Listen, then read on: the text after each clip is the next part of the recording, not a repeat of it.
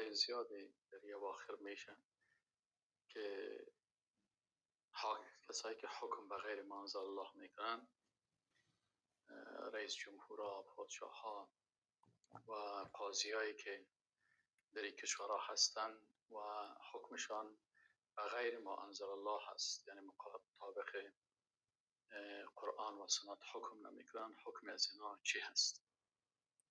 تقریبا دوستای عزیز سوالای زیاد مطرح میشه. این سوالا تعدادش بسیار زیاد شد و حتی بعضی دوستا در این راستا سوال میکنن و میگن که بعضی ها میگن که اگر کسی به غیر ما انزل الله حکم کنه این کافر میشه و بعضی ها میگن این کافر نمیشه، کفرش کفر اصغر است و بعضی ها میگن خیر کفرش کفر اکبر است، دیگه از دین اسلام خارج میشه و کافر است و مرتد است. بعضی ها میگن که نه خیر، این سخنها را تکفیری ها میگن و این خوارج میگن، عقیده خوارج است، بلکه عقیده اهل سنتی است که اینا از دین خارج نمیشن، بلکه با حکم کردن به غیر ما انزل الله اینا گناه کبیره کردن.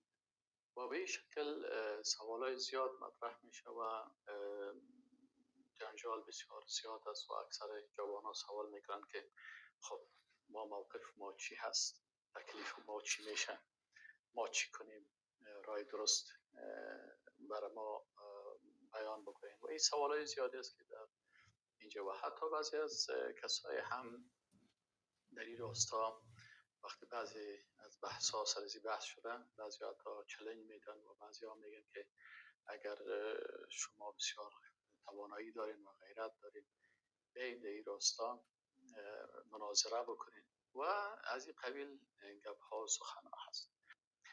به این خاطر دوستای عزیز وقتی ما و شما در یک موضوع شرعی بحث میکنیم، مکلفیت ما ای است که صادقانه یک آیت قرآن نه که مثلا ما یک آیت استدلال بکنیم، بلکه تمام آیات قرآن که در این راستا هست، از تمام از ما و شما باید سر از این تحقیق داشته باشیم و ببینیم که مثلا حکم چند قسم است و الله سبحانه و تعالی احکام چه قسم تعیین کننده احکام الله هست و کسی که باید حکم میسازه که ضد حکم الله هست. اینی مسائل یعنی در درس های اخیره ما ایره میخوانیم که مجموعا کل آیات و کل احادیث و کل اقوال علما در این راستا بحث میشه. خب آله چون فقط سوال سر حکم به غیر ما انزل الله هست، در کی سرزمی حکم میکنیم؟ دوستای عزیز اگر میخوایم در این راستا ما و شما میگذاریم که مثلا دیگرها چی میگن، که دیگرها چی میگن یا دیگرها خوب میگن یا زشت میگن یا با اخلاق سوال میکنن یا با بد اخلاقی سوال میکنن، خب هر کسی را اسوهش میکنه یا اسلوبش خودش در راستا صحبت میکنه، کار خودش است. ولی مکلفیت ما این هست که ما وصفه خود رسول الله صلی الله علیه و سلم بگردانیم، وصفه خود اصحاب رسول الله صلی الله علیه و سلم بگردانیم و الحمدلله ثم الحمدلله ثم الحمدلله که دین اسلام که هست خوبیش دهی است که دین اسلام دین مستند است. ما الحمدلله قرآن داریم، سنت داریم، سیرت داریم. به این شکل ما مثلا تفاسیر داریم، ما احادیث داریم. یعنی اسلام الحمدلله ثم الحمدلله کتابش محفوظ از قرآن عظیم شد، کس در او آیاتش تغییر داده نمیتونه. این که یک کس معنای غلط میکنه و الحمدلله معلوم میشه و به می قسم احادیث رسول الله صلی الله علیه و سلم و احادیث صحیح معلوم است و اقوال صحابه معلوم دار است و باز علمای اسلام در طول 14-15 قرن که اینا زحمت کشیدن، مثلا تفاسیر نشر کردن، احادیث تشریح کردن و به این شکل مثلا احکام تشریح کردن، اینا اگر کس اخلاص داشته باشه و با الله صادق باشه، امی مسائل بسیار ساده است. آیات قرآن استفاده میکنه، از احادیث استفاده میکنه و اقوال سلف صالح، صحابه، تابعین، تبع تابعین و دیگر از علمای مجتهدین، اقوالشان وقت انسان میخوانن فوراً حق درک میکنه و هیچ برش مشکل نمیمونه.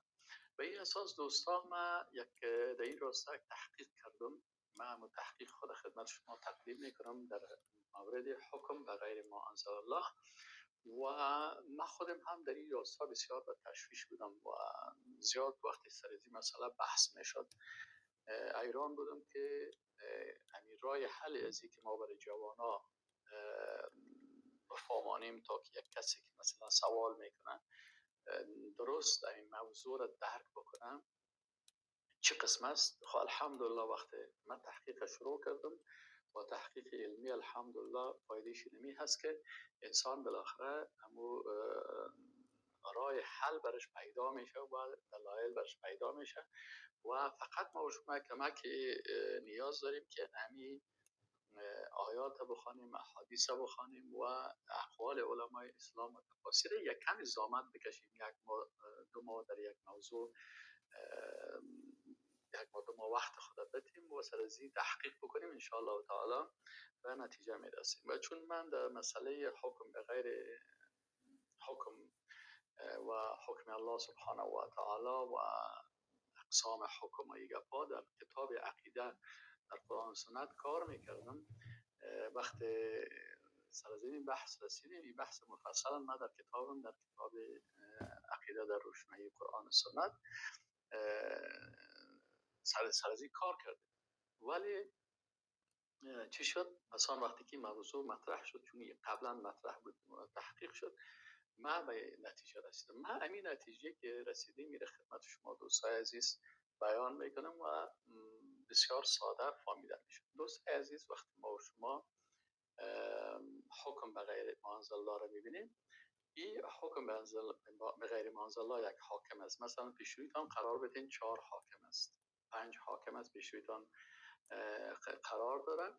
این 5 حاکم هر 5شان حکم به غیر ما انزل الله میکنن، هر 5شان حکم به غیر ما انزل الله کردن. حال سر هر کدام از این مثلا یک حکم میشه؟ نخیر، حکم فرق میکنه. این هم به غیر ما انزل الله حکم کرده، این هم کرده، این هم کرده، این هم کرده. از اینجا تقریبا 4-5 حالت است.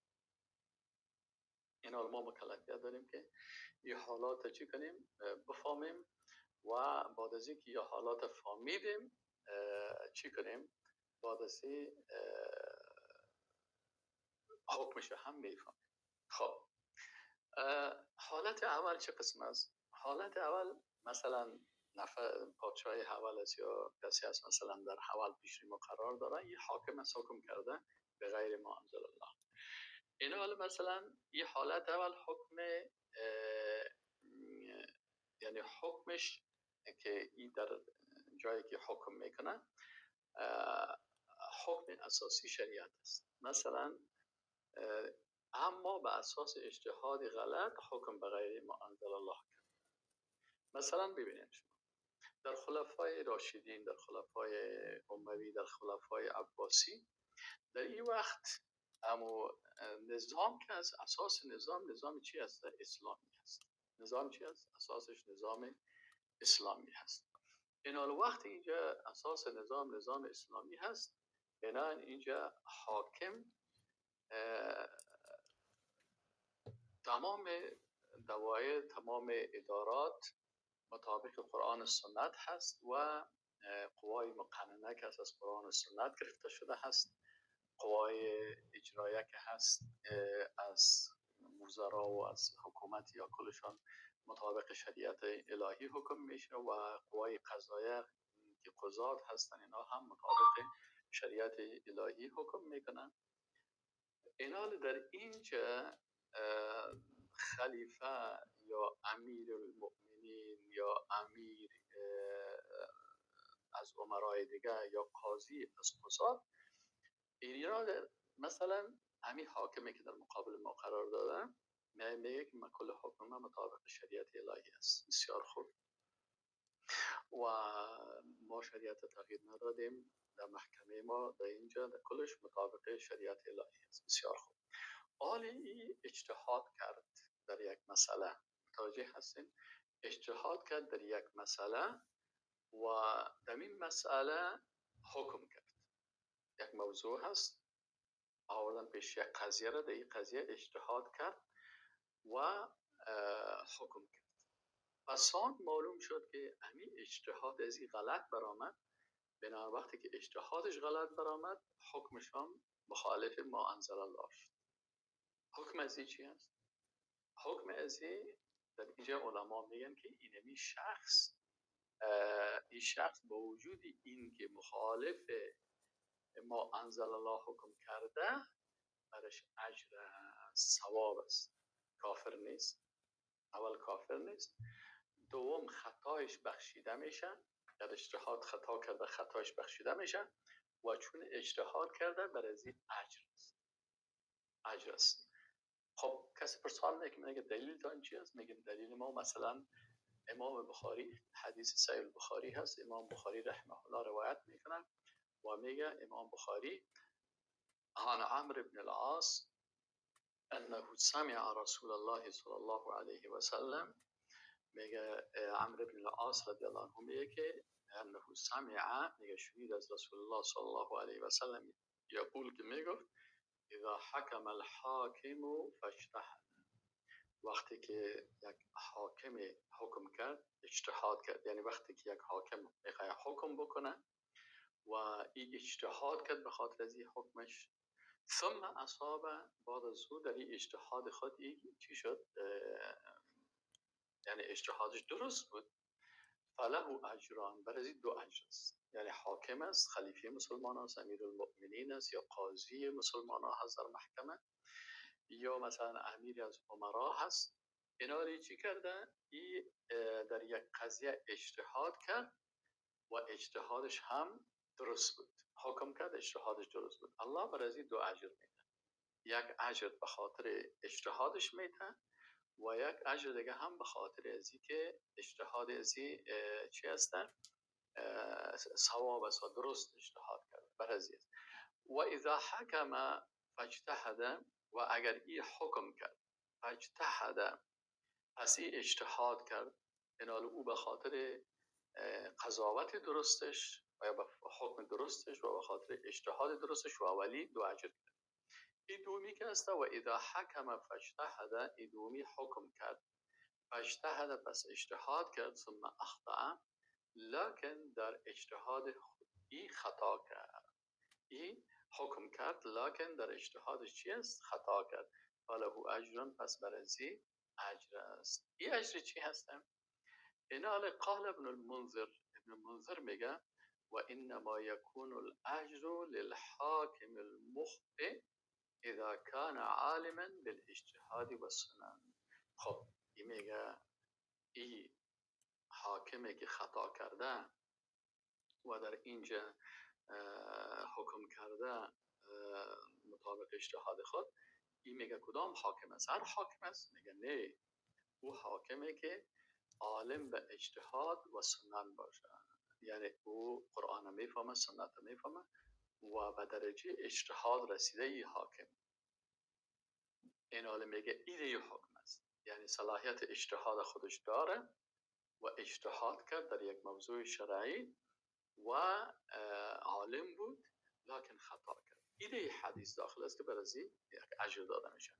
و اما من لم یعلم ذلك فلا يدخل فی معنی الحدیث، اما اگر یک حاکم است که این درباره از این مسئله علمیت نداره، به اندازه صلاحیت اجتهاد نداره، این بازده حدیث داخل نمیشه، برای اجر نیست، برای باز اجر نیست. یدل علی ذلك ما رواه الاعمش عن سعید بن عبیده عن ابی هریره عن ابیه قال قال رسول الله صلی الله علیه و سلم القضاة الثلاثه. اینجا رسول الله صلی الله علیه و سلم میگه که قاضیا سه قاضی هستند، قاضیان فی النار، دو قاضی در آتش دوزخ میرن، و قاضی فی الجنه، و یک قاضی در جنت میره. سه قاضی، دو تاش در دوزخ میره، یکیش در جنت میره. فقاض قضا بغیر الحق و هو یعلم فذلك فی النار، یک قاضی هست قضاوت میکنه بغیر از حق، میفهمه که ما قضاوتم بغیر حق است، خب این در دوزخ میره. و قاض قضا و هو لا یعلم، این دوم قاضی است که او علم نداره و اهلک حقوق الناس، این حق مردم از بین بود. او قاضی ولی علمیت داشت، لکن با اساس علم خود هم این مخالف حق قضاوت کرد. او در آتش دوزخ است. قاضی دومی قاضی است که این چی هستن؟ این علم نداره و به اساس علمی علم نداره، قضاوت میکنه، حکم میکنه، اجتهاد میکنه. تو چی کاره هستی که اجتهاد کردی یا قضاوت میکنی در حالی که علم نداری؟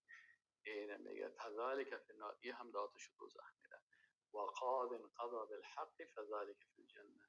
یعنی قاضی دیگه که به حق قضاوت کرده، اینی باز جنت میره. قال ابن المنذر انما یؤجر على اجتهاده فی طلب الصواب لا على الخطا. اما قاضی که عالم است و صلاحیت اجتهاد داره و اجتهاد کرده، در اجتهاد خود باز خطا کرد، در از او اجر است. اجر در مقابل چی است؟ اجر در مقابل اجتهادش است، نه در مقابل خطایش. بلکه خطای از چی میشه؟ خطایش بخشیده میشه. ابو سلیمان حمد ابن محمد ابن ابراهیم ابن خطاب الفسطی المعروف بالخطابی، متوفی 368 هجری میگه قال شیخ میگه که قوله اذا حکم فاجتهد، اگر یک کسی حکم کرد اجتهاد کرد فاخطا خطا کرد فله اجر انما یؤجر المخطئ على اجتهاده فی طلب الحق. میگه برای خطاکار بالای اجتهادش برش اجر داده میشه به خاطر چی؟ طلب الحق. لان اجتهاده عباده، به خاطر از اینکه اجتهاد از چی است؟ عبادت است. ولا یؤجر علی الخطا، سر خطایی که کرده اجر داده نمیشه، چون خطا خود کرد. بل یودع عنه الاثم فقط. در مقابل خطایی که حاکم کرده یا ای قاضی کرده، انال خطای خود چی هستن؟ گناه از این برداشته میشه، گناهکار نمیشه و ثوابش در مقابل چی هست؟ در مقابل اجتهاد است. و این هم برای کی هست؟ برای هر حاکم، برای هر کسی که این کار میکنه. میگه نه و هذا فی من کان من المجتهدین، این برای کسی است که او از جمله مجتهدین باشه، جامعا لآلة الاجتهاد، که این امو وسایل اجتهاد عارفا بالوصول و بوجوه القیاس. اصول و قیاس گپا را کلش میفهمه که مثلا قرآن است، سنت است، اجماع است، قیاس است. بالاخره بازی میفهمه که مثلا کدام حکم سر کدام حکم قیاس میشه، مثلا در قیاس چی شرایط است، آیات قرآن مثلا احکامش رو میفهمه. این خود مسائل است که یک عالم مجتهدی مثلا. خب عارفا بالاصول و بوجوه القیاس. فاما من لم یکن محلا للاجتهاد، اما اگر یک نفر میخیزه خودش حکم میکنه و خودش صلاحیت اجتهاد نداره، فهو متکلف ولا یعذر بالخطا. این ناقی مثلا خود زامت میده، این چی هسته؟ میگه ای با خطایش عذر داده نمیشه فی الحکم، بل یخاف علیه اعظم الوزر، بلکه به این ترس است که شاید بزرگترین گناه را کرده. به دلیل حدیث ابن برید عن ابی نبی صلی الله علیه و قال القضاة ثلاثة، که پیش ما شما گفتیم که قاضی ها سه است. و فیه من العلم لیس کل مجتهد، خب ولو کان کل مجتهد لم یکن لهذا التفسیر. خب این قول ازی بود که یعنی دیست. خب این کتابش معالم السنن و هو شرح سنن ابی داود تالیف ابو سلیمان. خلاصه این حاله حاکمی که در اسلام هست، در خلفای راشدین، در خلافت اموی ها هست، در خلافت عباسی ها هست، تا این وقت اصل نظام که هست، نظام سقف حکومت که هست، نظام چی هست؟ نظام اسلامی هست، شریعت الهی هست. این حاله اگر مثلا یک حاکم در اینجا که صلاحیت اجتهاد داره و علمیت داره، این اجتهاد میکنن در حکم کردن، پس در اینجا برای ازی گناهش بخشیده میشه، اشتباهش بخشیده میشه، خطایش بخشیده میشه و در مقابل اجتهاد خود ثواب میگیره، به خاطر از اینکه زحمت کشید و اجتهادش به قسام غلط داره. این حکم حالت اولی است که ما شما رو بفهمیم. حالت دومی که از انال اکثرا دوستا که در راستا بحث میکنن، این قسم امروز مثلا در رسانه ها و در اینجا بسیار جنجال میکنن و این مسائل مطرح میکنن، مغرضانه اگر بحث نکنیم باید این قسم بیان شود. پس حالت اول فهمیدیم. حالت اول اگر کسی اجتهاد کرد و درش صلاحیت اجتهاد داشت، حاکم بود و اشتباه کرد، در چیز شد، خواه در خلفای راشدین بوده باشه یا خواه در خلفای اموی بوده باشه، خواه در خلفای عباسی بوده باشه، چرا که اینها اساس سقفشان شریعت الله بود. متوجه باشه. اما بعضی اوقات ما نمیتونیم که مثلا سر از اینا کل حاکمی را قیاس بکنیم، حاکمی که سقف برداشته و شریعت دور انداخته، باز علیه حکم خدا داره که باز حالتش میده. حکم اساسی حالت دومی است که حکم اساسی شریعت است. این هم در حالاتی هست که اصل در مملکت، در منطقه اینجا چی است؟ نظام اسلامی است، شریعت اسلامی تطبیق میشه. اما به اساس خواهشات نفسی حکم به غیر ما انزل الله میشه.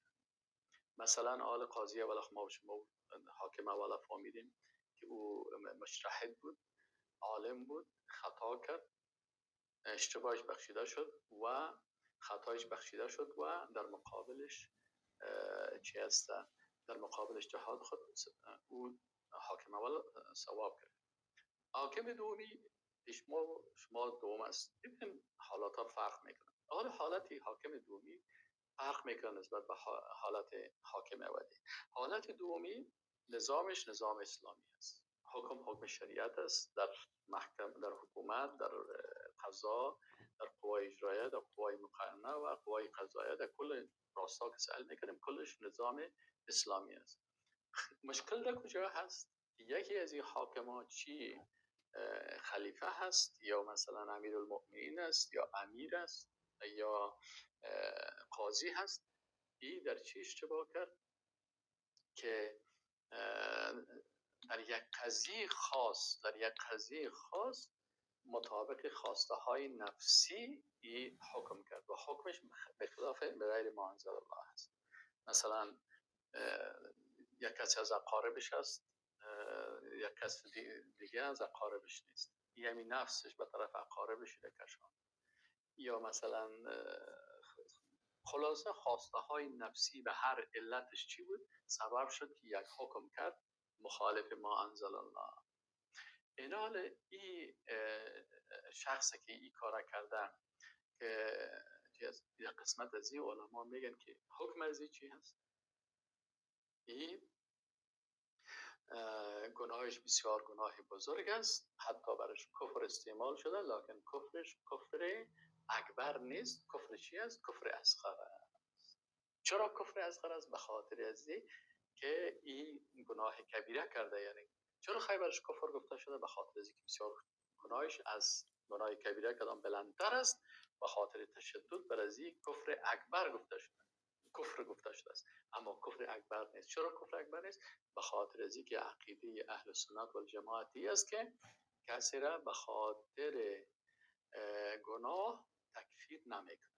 کسی را عقیده اهل سنت و جماعتی است که کسی را به خاطر گناه صغیره یا گناه کبیره ایره تکفیر نمیکنه. آلی پادشاه اینجا گناهکار است، قانون تغییر نداده، اصل شریعت اسلامی هست و احکام محکمه را تغییر نداده، قانون اساسی را تغییر نداده، قانونش قرآن است، اساس قرآن و سنت است و شریعت الهی تطبیق میشه.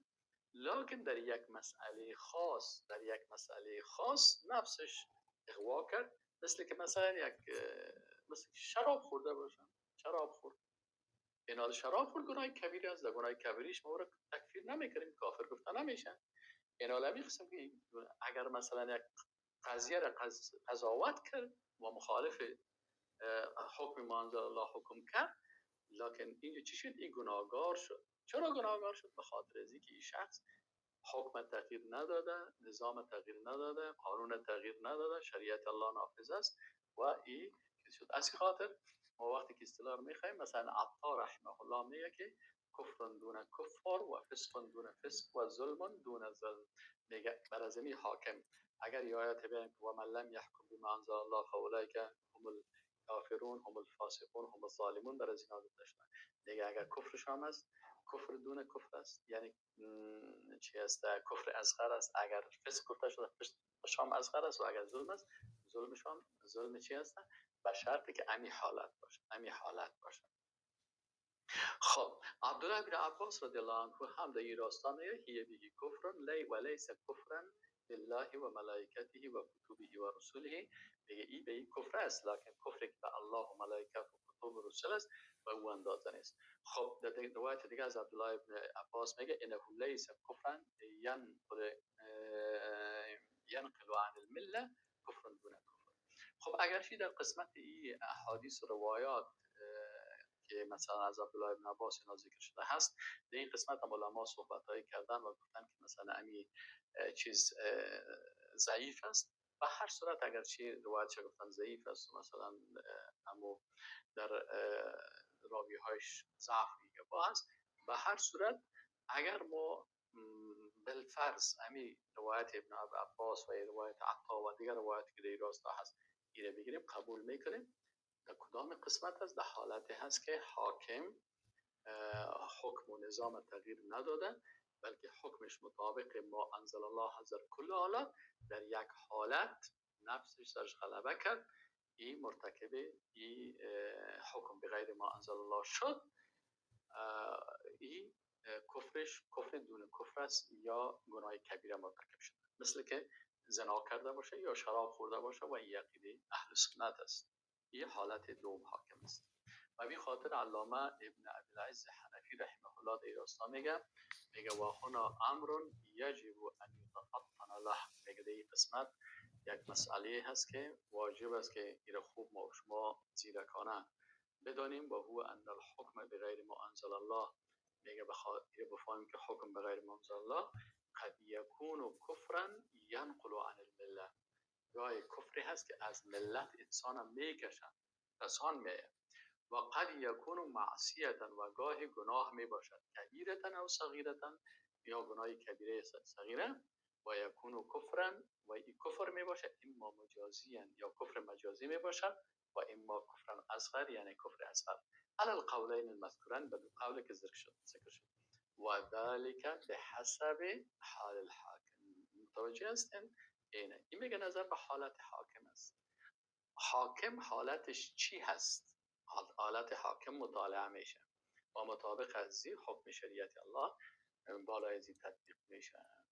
فانه این اعتقد ان الحكم بما انزل الله غیر واجب، میگه اگر اعتقاد کرد که حکم به غیر ما انزل الله واجب نیست، و انه خب ایره بالاخره باز ما و شما سر از باز میگیم که اقوال از اینا رو پسان باز تشریح میکنیم که در کدام حالات چی هستیم. حالت سیمه در این مورد شیخ محمد ابراهیم آل شیخ متوفی 1349 هجری در کتابش به نام رساله تحکیم القرآن من قسمه کفر الحاکم بما انزل الله و هو الذي لا يخرج من المله و ذلك ان تحمله شهوته و هواه على الحكم في القضیه. اینه میگه این کفر که مثلا این شخص این حاکمه که عملش یعنی کارش یا حکمش به غیر ما انزل الله ایره از دایره ایمان خارج نمیکنه، میگه ای بر اساس از این است که اما شهوتش یا هوای نفسی دی به این قضیه سبب شد که این حکم به غیر ما انزل الله کنه، مع اعتقادی ان حکم الله و رسوله هو الحق،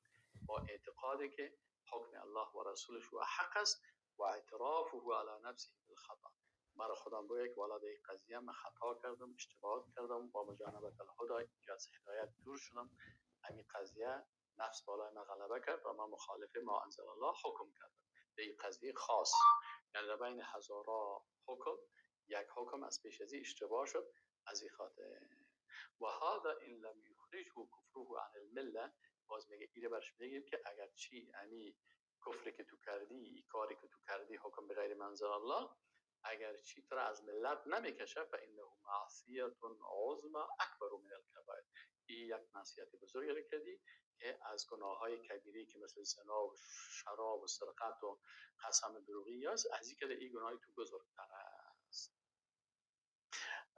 ان معصیت سماه الله فی کتاب کفرا اعظم من معصیت لم یسمیها کفرا، میگه اون معصیت را که الله کفر گفته او بزرگتر است نسبت به اون معصیتی که او را کفر نگفته است. خب پس ما و شما حالت دو حاکمه خوب فهمیدیم. حاکم اولی اساس نظام شریعت الهی هست، لکن علمیت هم داره، صلاحیت اجتهاد هم داره، اجتهاد کرد، در اجتهاد خود خطا کرد، او حالت اول حاکم بود، بناهن او خطایش بخشیده میشه و در مقابل اجتهادی کرده برش اجر. حاکم دومی که در مقابل ما قرار داشت این حاکم بود که این حکم اساس نظام شریعت الهی است، حکم مطابق ما انزل الله میکنه، لکن اشتباهش چی است؟ اشتباهش این است که این در یک حالت نفسش سرش غلبه میکنه. مسئله اجتهاد اینجا نیست. اینجا چی است؟ میفهمه که حکم اینی قسم است، لکن به اساس خواسته نفس همین حکم شریعت نمیکنه، مخالف از این حکم میکنه در یک قضیه خاص. قانون تغییر نداده، نظام تغییر نداده، ادعای دیگر چیزا را نکرده، شریعت الهی تطبیق میشه. این حکمش چی است؟ این حاکم چی کرده؟ گناه کبیره کرده، گناه بسیار بزرگ کرده که باید از این توبه بکنه و این از ملت اسلام خارج نمیشه. از این دو حالت این حاکم از اسلام خارج نمیشه. در حالت اولی گناهش بخشیده است، اجتهادش سوا. در حالت دومی گناهش گناهگار است، از گناه کبیره کدام گناهش بزرگتر است و این باید توبه بکنه و استغفار بکنه و رجوع بکنه. حالت سومی که این از حاکم اساس شریعت دور کرده، مطابق قانون حکم میکنه. اینی خطرناک است و این خطرش از چه وقت شروع میشه؟ این از وقت شروع شد که هولاکو نواسی چنگیز خان آمد و سقف شریعت برداشت، خلافت اسلامی را سقوط داد و نظام شریعت برداشت و به عوض از اون قانون دیگی را آورد که به نام قانون یاسق بود. یاسا بعضیا میگن، بعضیا یاسق میگن، بعضیا یساق میگن. خب المهم قانونی بود که چنگیز خان او را جور کرده بود و او را علامه ابن کثیر در تفسیر خود ذکر کرد. از اون وقت تا امروز این مشکلات در بین حاکما وجود داره. ما بعد از این باز مثلا نظام حال مثلا این حاکم سومی هست. دو تای اولیش ما گفتیم که مسلمان است، کافر نشده، اهل سنت اینا رو تکفیر نمیکنن، اینا رو میگن که حکم کردن ولیکن یکیش اجتهاد کرده و دیگهش نظر به خواسته ها و شهوت های نفسی خود با وجودی که نظام تغییر نداده. حال سومی حاکم است پیشوری. سومی حالت حاکم است. این حال ای است که مثلا این حاکم است که هم سقف شریعت دور کردن و هم عقیده دارن. متوجه هستین؟ عقیده دارن که شریعت به درد نمیخوره یا شریعت کونه شده یا شریعت چطور است و عقیده خدا اظهار میکنه. این حال چیز حاکمانی که سقف شریعت برداشتن، متوجه هستین؟ سقف شریعت برداشت، شریعت بیخی وسو کرد و به عوض از اون قانون اساسی ساخت. قانون اساسی ساخت که برگرفته از قوانین سیکولر، لیبرال دموکرات، سوسیال دموکرات، قوانین ملیگرایی و قومی، قانون چنگیز خان و دیگر قوانین هست. این حکم خاص خود داره. پس اینا در صورتی که شخص به این اساس عقیده حکم به غیر منزل الله را قبول کند، به اساس عقیده حکم به غیر منزل الله را قبول نکند، به هر سبب که باشد، خواه به خاطر انکار باشد یا به خاطر کراهیت باشد یا به خاطر استهزاء باشد یا به خاطر برتر دانستن قوانین انسانی باشد یا مساوی دانستن قوانین انسانی با قوانین الهی باشد یا به خاطر مباح دانستن قوانین ضد شرعی، این رو بگیم مباح از جایز است میتونیم قانون بسازیم، اینالیا به خاطر برتر دانستن قوانین قبیله‌ای باشه، در تمام این حالات این شخص کافر میشه. چرا؟ اینال دلایل ازی است. این شخص کافر است. کفرش هم کفر اعتقادی است که از ملت اسلام میره خارج. کفرش چی است؟ کفر اعتقادی است و این از ملت اسلام خارج میشه. علامه ابن قیم میگه و این اعتقد انه غیر واجب و انه مخیر فیه مع تیقنه انه حکم الله فهذا کفر اکبر. میگه اگر یک کس اعتقاد کرد که اینمی حکم شریعت واجب نیست و او در این راستا اختیار داره و امرای یقینش که حکم الله هست، این باز کفر اکبر است. اینا در این مورد مثلا دیگه اقوال علما را دیباره یک باید ما شما ذکر بکنیم و در این راستا ببینیم که چرا این حاکم کافره. حتما سلام و احترام تقدیم میکنیم و ما و شما در قسمت حکم به غیر ما انزل الله در چی رسیده بودیم؟ در حالت سومی رسیده بودیم که در حالت سومی گفتیم که حکم اساسی یعنی شریعت یک حاکم از دور میکنه. ما و شما قبل از این فاصله خواندیم که سه قسم حاکم است. یک حاکم است که این به غیر ما انزل الله حکم کرده لیکن اصل شریعت نافذ است، فقط این در یک قضیه اجتهاد کرده و در این اجتهاد خود خطا کرده، بنابراین او حالت اول است. در اون صورت این حاکم ما میگیم که شریعت میگه این حاکم چون اجتهاد کرده و نظام تغییر نداده و قانونش در محکمهش در قوای اجرایه و قضاییه و مقننه کلش مطابق شریعت الهی هست، اینال در یک قضیه حاکم است، خلیفه هست یا امیر المؤمنین است یا امیر هست یا قاضی هست، از پیش ازی در اجتهاد که صلاحیت اجتهاد داشت اجتهاد کرد، اجتهادش خطا شد، بنابراین بر از او حکمش چی شد؟ حکمش چی شد که او در مقابل اجتهاد خود ثواب میبره و خطایش بخشیده میشه. حاکم دومی که بود او کسی بود که در یک قضیه اجتهاد نکرد، بلکه نظام اسلامی هست، لکن یا خلیفه مسلمان است یا امیر المؤمنین است یا امیر جهاد است یا امیر دیگه هست یا قاضی هست. در یک مسئله در یک مسئله خاص مطابق ما انزل الله حکم نکرد، نظام تغییر نداده، حکم شریعت است، لکن در یکی از قضایا، در یک از کل قضایا حکم شریعت است، در یک قضیه از پیش از این نفسش غلبه کرد مطابق شهوت یا مطابق خواسته های نفسی که سرش بود. به هر صورت این شخص یک حکم صادر کرد که مخالف ما انزل الله است. این شخص گناهش گناه کبیره هست و از گناه کبیره کلام بلندتر است، ولی از دایره اسلام خارج نمیشه. از دایره اسلام خارج نمیشه چون عقیده اهل سنت و الجماعتی است که در مقابل گناه تکفیر نمیکنن، بلکه میگن که وقتی گناه کرد گناهش اگر چی میگه برش کلمه حتی کفر هم استعمال شده، لکن گناه چی هستن؟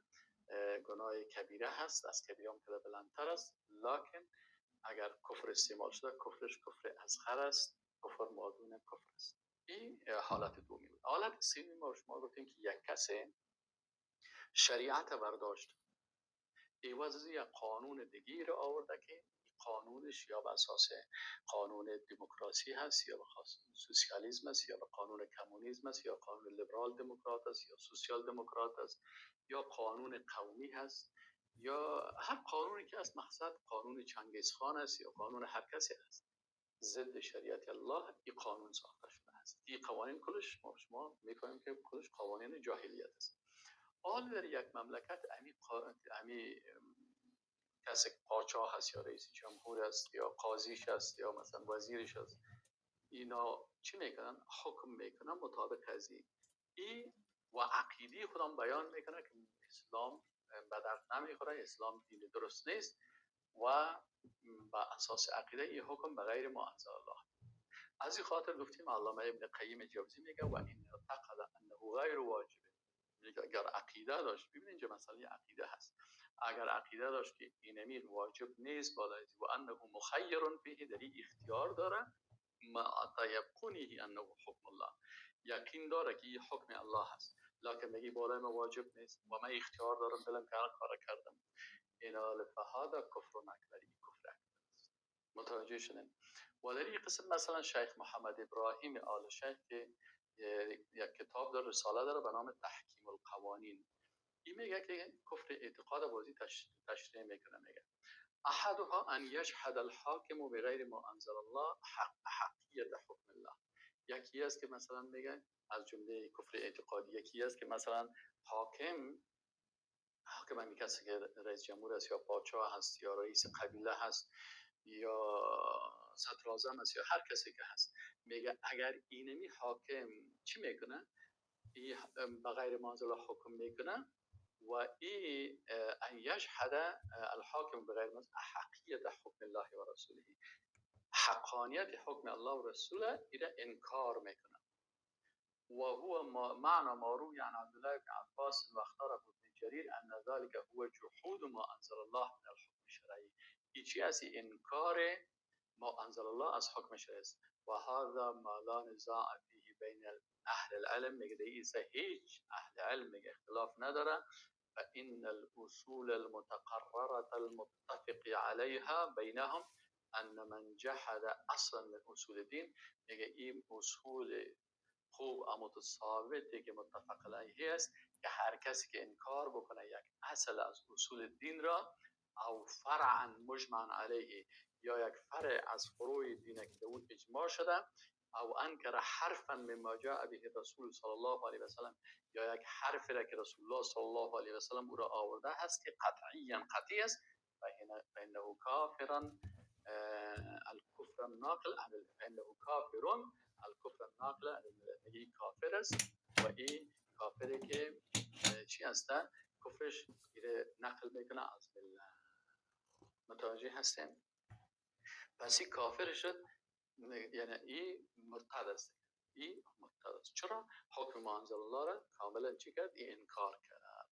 مثل که مثلا سری وقتا کمونستا بودن در افغانستان و بسیاری از کشورها که از مثلا صراحتا همون پادشاهش یا رئیس جمهورش ایره انکار میکنه، پس این از دایره اسلام ایره کافر میسازن. و این عالم که از چندین سال پیش یکی از من قبل به خاطر ذکر کردم که بسیاری از دوستان بفهمن اقوال علما را و تو فکر نکنه که مثلا این گپ چی است. ابن قیم الجوزی هم سخنش براتون ذکر کردم که و این اعتقاد انه غیر واجب و انه مخیر فیه مدین و هذا کفر اکبر. میبینید اینجا کفر اکبر گفتن، یعنی در تمام حالات حکم به غیر ما انزل الله کفر اصغر نیست، این دیگه حالت چی است؟ این کفر اکبر است. یکی دیگر گفته که مثلا ان یجحد، این حالت اولش که شیخ ذکر کرد، شیخ محمد بن ابراهیم. حالت دومی چی است؟ الثانی ان لا یجحد الحاکم بغیر ما انزل الله کون حکم الله و رسوله حقا.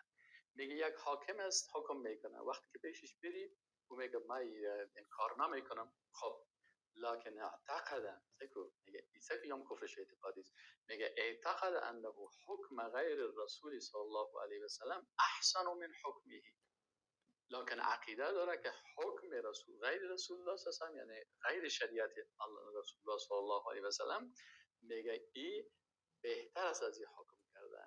یعنی نمیگه که من انکار میکنم.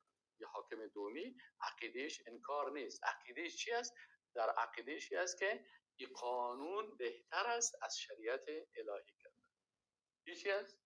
و این میگه تکمیل است، اتم و اشمل است. و برادر رو 14 سال پیش بود مثلا بعضی حاکما میگفتن که مثلا میگن که خودشان بشینه، میگه که 14 سال پیش بود و این مطابق و عصر بود. در عصر امروزی این قوانینی که حالا فعلا قانون امریکا هست یا قانون ایتالیا هست یا قانون فرانسه هست یا قانون ملل متحد هست یا قانونی که ما خود ما ساختیم در کشور خود، شورای علمای ما شیشتن و قانوندانا و سیاستمدانا و دانا شیشتن قانون جور کردن، میگن این که از مطابق عصر است و مطابق است، از او که بهتر است این لما يحتاجه الناس من الحكم بينهم ان تنازع، میگه به خاطر که مردم احتیاج دارن این کاملتر و خوبتر است. اما مطلقا او به نسبت لنستجد من الحوادث، یا میگه مطلقا خوب است یا میگه نه مطلق خوب نیست، نسبت به خاطر اینکه حوادث جدید در ذکر شده است این خوبتر است. التي نشأت عن تطور الزمان و تغییر الاحوال، به خاطر که مثلا میگه که زمان پیشرفت کرده و حالات تغییر کردن. این به این اساسی میگه که چون این قانون ما که است این خوبتر است، احسن خوبتر است نسبت به شریعت الهی. حکم ازی چی هست؟ حکم ازی میگه لا ریب انه کافر. این عالم میگه که لا ریب، شک نیست که این شخص کافر است. لتفضیله. چرا میگه کافر است؟ میگه علت کفرش چی است؟ چرا کافر میگن شما؟ میگه لتفضیله احکام المخلوقین التي هي محض زبالة الاذهان و صرف و حثالة الافکار على حکم الحکیم الحمید. میگه ای به خاطر از این کافر میشه که احکام یا قوانین مخلوقات، قوانین را که مخلوقات ساخته که ای از امو کثافات ذهنیت هایشان و از امون افکار گندهشان این قوانین ساخته شدن، این ترجیح میده به حکم خالق متعال که الحکیم و حمید است، که احکامش بسیار با حکمت و حمد و ستوده شده هست. از حکم الله کده یخیز قوانین ساخت انسان چی کرد؟ ایره فضیلت و برتریت داد. بنابراین این شخص به خاطر انکار نه، اون شخص اولی انکار میکرد، این شخص دومی انکار نمیکنه. این شخص دومی با اساس برتریت دادن است که قانون شریعت پایین ذکر میکنه، قوانین ساخت انسان میگه این بلندتر است نسبت به شریعت الهی، یعنی میگه علت کفر ازی هست. سومی ان لا يعتقد كونه احسن من حكم الله ورسوله لكن اعتقد انه مثله. این سومی دیگه کس پیش سومی پاچا که میگه خوی جمهور صاحب خوب، پاچا صاحب خوب، بزرگوار، تو چرا شریعت الله را تطبیق نمیکنی؟ انکار میکنه، میگه من انکار نمیکنم. میگه بهتر است از شریعت که قانون رو تو میگه ایران نمیگه. خیلی چی میگه؟ میگه مثل از وارث و هم یک قانون است یا هم قانون است، شریعت هم قانون است یا هم یک قانون است، بنابراین اردوش یک چیز هستن. خب همین قسم عقیده داریم. بله فهذا یا عالم فرسان میگن چیز حکمی از این؟ میگه فهذا کن نوعین اللذین قبله، میگه این مثل اونمو دو تایق سابقه وارث بی کونه کافرا الکفر الناقل عن المله، به خاطر از اینکه این کافر است، کافره که ایره از ملت اسلام میکشه، ناقل عن ملت.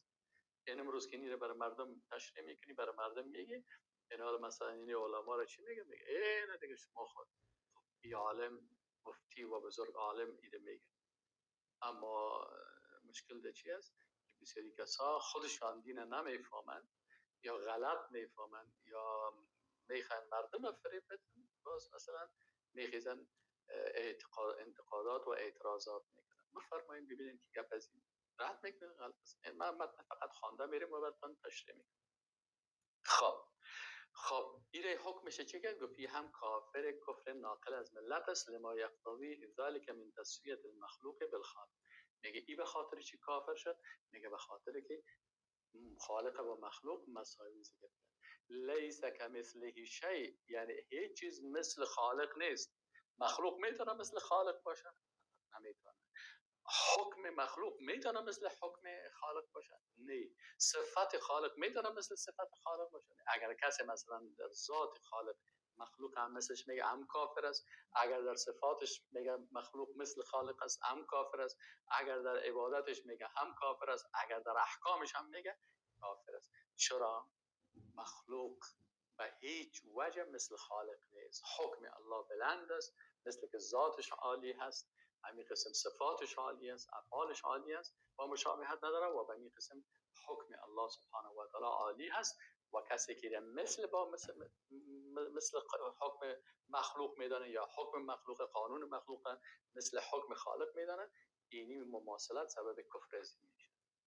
این قسم است که کمک مثلا گوش بگیرین، وقت بتین، مطالعه بکنین، حقیقت ها کلش موجود است. چهارم الا یعتقد كون حكم الحاكم بغير ما أنزل الله مماثلا لحكم الله ورسوله فضلا عن أن يعتقد كونه أحسن منه، لكن اعتقد جواز الحكم بما يخالف حكم الله ورسوله. خب این شخص میگه پرسانش میگه تو انکار میکنی؟ میگه نه من اولی ور انکار نمیکنم. خب اون دومی گفته بود که شریعت الله قانون از شریعت کده بلند است، میگه نه نمیگم کفر است. خب بگیم دیگه کافر شد به خاطر گفت مثل است؟ نه میگه اونم نمیگم، من ایده نمیگم. خیلی شما چرا قانون غیر الله را آوردین عوض شریعت الله تطبیق میکنین؟ میگه اعتقاد ازی است که جواز الحکم، میگه جایز است، ما شریعت خوب میگیم، دین میگیم، قبول داریم، همه چیز است.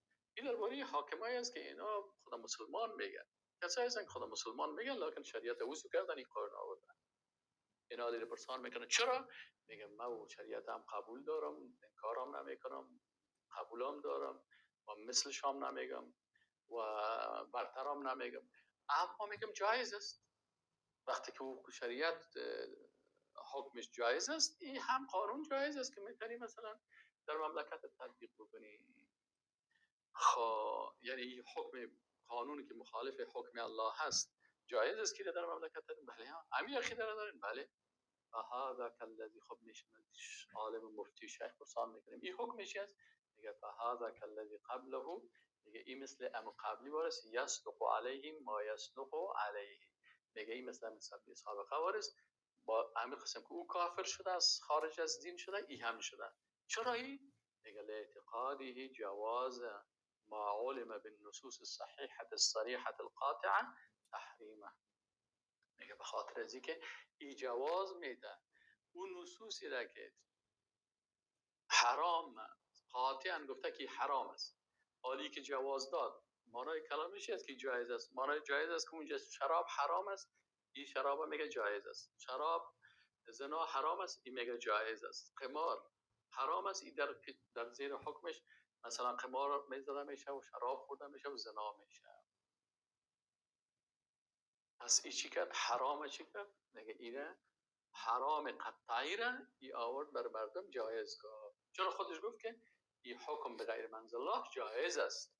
وقتی که حکم به غیر منزل الله جایز است، یعنی حکم به غیر منزل الله چی است؟ شراب است، زنا است، قمار است، گناه است، چیزایی که مطلقاً در شریعت الله چی هستن؟ یه حرام است، یاره این جایز میگه. از به حساب این میگه انسان کافر میشه. این چهار حالت. پنجم حالت است، میگه یک کشور است که او قانون جدول ساخته، یک قانون ساخته از شریعت گرفته، مثلا این قانون ملفق میگن. ملفق چی میگه؟ یعنی از چندین قوانین یک قانون ساخته.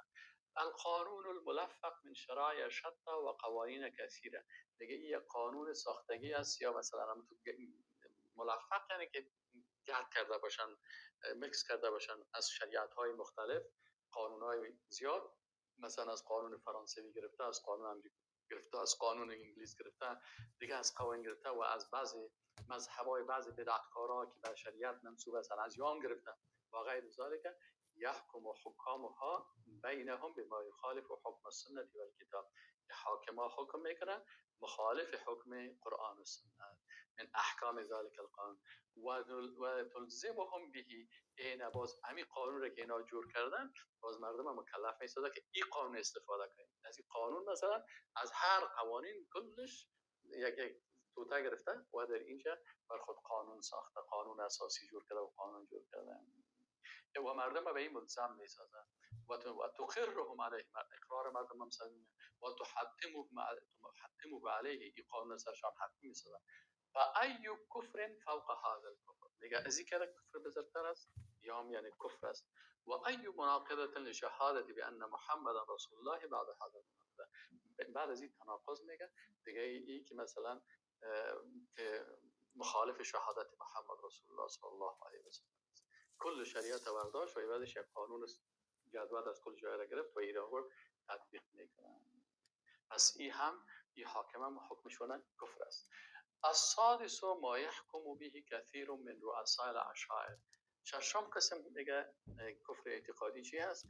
که مثلا بعضی از بسیاری از رئیسا یا بزرگها، خانها و ملکهای قبایل و اینا که هستند، من البوادی و نحوهم، در بادیه ها و یا من حکایات آبائهم و اجدادهم، که یا اما قوانین پدری، جرگه های قومی که میگن از افکار مثلا حکایت پدرها و پدرکلانایشان است و عاداتهم التي یسمونها سلومهم. این در عربی سلوم میگن، شما در دری و در تاجیکی و در این زیادتر رواج میگن یا چی میگن، همون رواج ها یا عادات قومی و فرهنگ های قدیمی. این چی است؟ فرهنگ ما هست. مثلا فرهنگ ما این قسم حکم میکنه، فرهنگ ما این قسم حکم میکنه. یا توارثون از ذلك منهم، این از کجا گرفتن؟ از پدرها و پدرکلانهای خودم از بالا آمده است. و یحکمون به و یحضون علی التحاکم الیه عند النزاع، به حکم میکنن و تشویق میکنن وقتی که قضاش و محکمش هم میگه اینه بیارین مثلا جرگه مارا رو برین، کسایی که کلانها هستن، کلانهای قوم برین، اونا بیان مطابق همین عادات قومی، فرهنگ قومی اینا فیصله بکنن. بقاء علی احکام الجاهلیه، یا باقی هستن به احکام جاهلیه و اعراضا و رغبتا عن حکم الله و رسوله، اینا اعراض میکنن و بعد ببینن از دور میکنن از چی؟ از حکم الله و رسولش. ولا حول ولا قوت الا بالله. اینی اقوال ای عالم بود که تقریبا این 6 قول ذکر کرد که این کفر اعتقادی است. نظام برداشتن و نظر به می اعتقاداتی که 6 قسمت گفت، این قانون غیر شریعت الهی را تطبیق میکنه. استاد، ما بعضی از طواغیت و جنودشان و یا علمایی که از طواغیت دفاع میکنند را تکفیر میکنیم به اساس کفری که ظاهرا از آنان میبینیم. اما بعضی ها میگویند که کار شما درست نیست، شما از قلب آنها چی میدانید؟ حکم اسلام در این مورد چیست؟ اهل سنت و جماعت چگونه بالای مردم حکم میکنند؟ بسم الله الرحمن الرحیم. الحمد لله و صلاة و سلام علی رسول الله صلی الله علیه و سلم و علی آله و صحبه اجمعین. برادر عزیز و گرانقدر، الله سبحانه و تعالی بر شما در دنیا و آخرت عزت نصیب بکنه.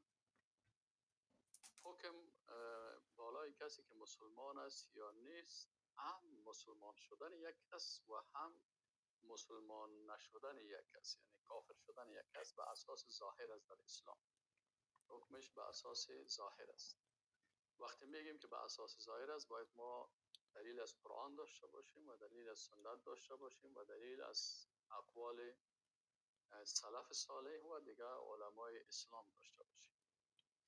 دلیل از قرآن، الله سبحانه و تعالی میگه اعوذ بالله من الشیطان الرجیم یا ایها الذین آمنوا اذا ضربتم فی سبیل الله فتبینوا.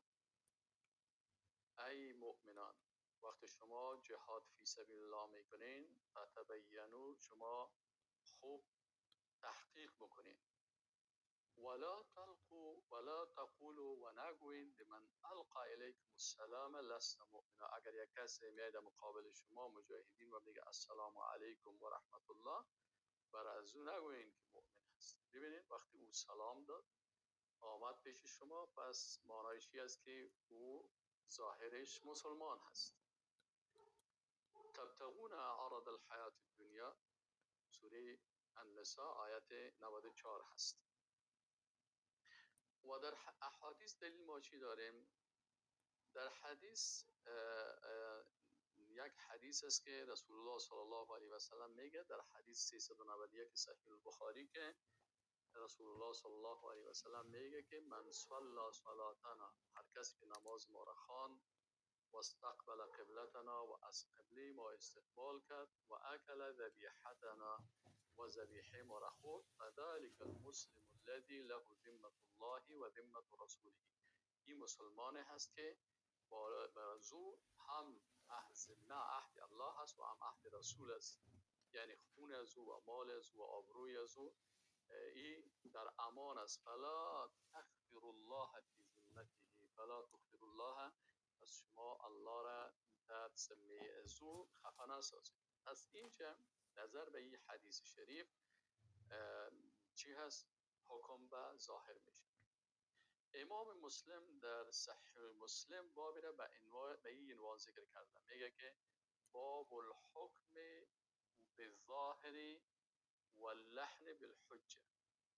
ببینید امام مسلم رحمه الله در پالوی از که یک عالم محدث است، یک فقیه است، استنباطات میکنه. وقتی یک بابی در کتاب خود ذکر میکنه، در این باب امام مسلم رحمه الله یک حکم شرعی را بیان میکنه. مثلا وقتی میگه باب الحکم بالظاهر، چی معنا؟ مقصد امام مسلم چی هست؟ امام مسلم میگه که یعنی در اسلام حکم به اساس ظاهر است. ما مکلفیت از قلب کس نداریم. به می خاطر وقتی که یک صحابی امرای یک کافر در میدان جهاد میکرد و او کافر کلمه خواند و این صحابی او را کشت، و این گمانه که این همین کلمه را غلط خوانده است، رسول الله صلی الله علیه و سلم برش گفت که حلال شققت قلبه، آید قلب از او را پاره کردی. رسول الله صلی الله علیه و سلم برای صحابی تعلیم داد و درس داد که ما به حساب ظاهر که یک کافر که کافر می باشه وقتی که میای داخل میشه در بین مسلمان ها و کلمه شهادت میخونه و به ایمان خود اقرار میکنه، ما قلب از او را پاره نمیکنیم، بالا از او حکم میکنیم که این مسلمان است. و وقتی که همین شخصی که کلمه خوانده است و صراحتا قول کفری ده یا عمل کفری ده میکنه، برش میگیم که این شخص کافر است.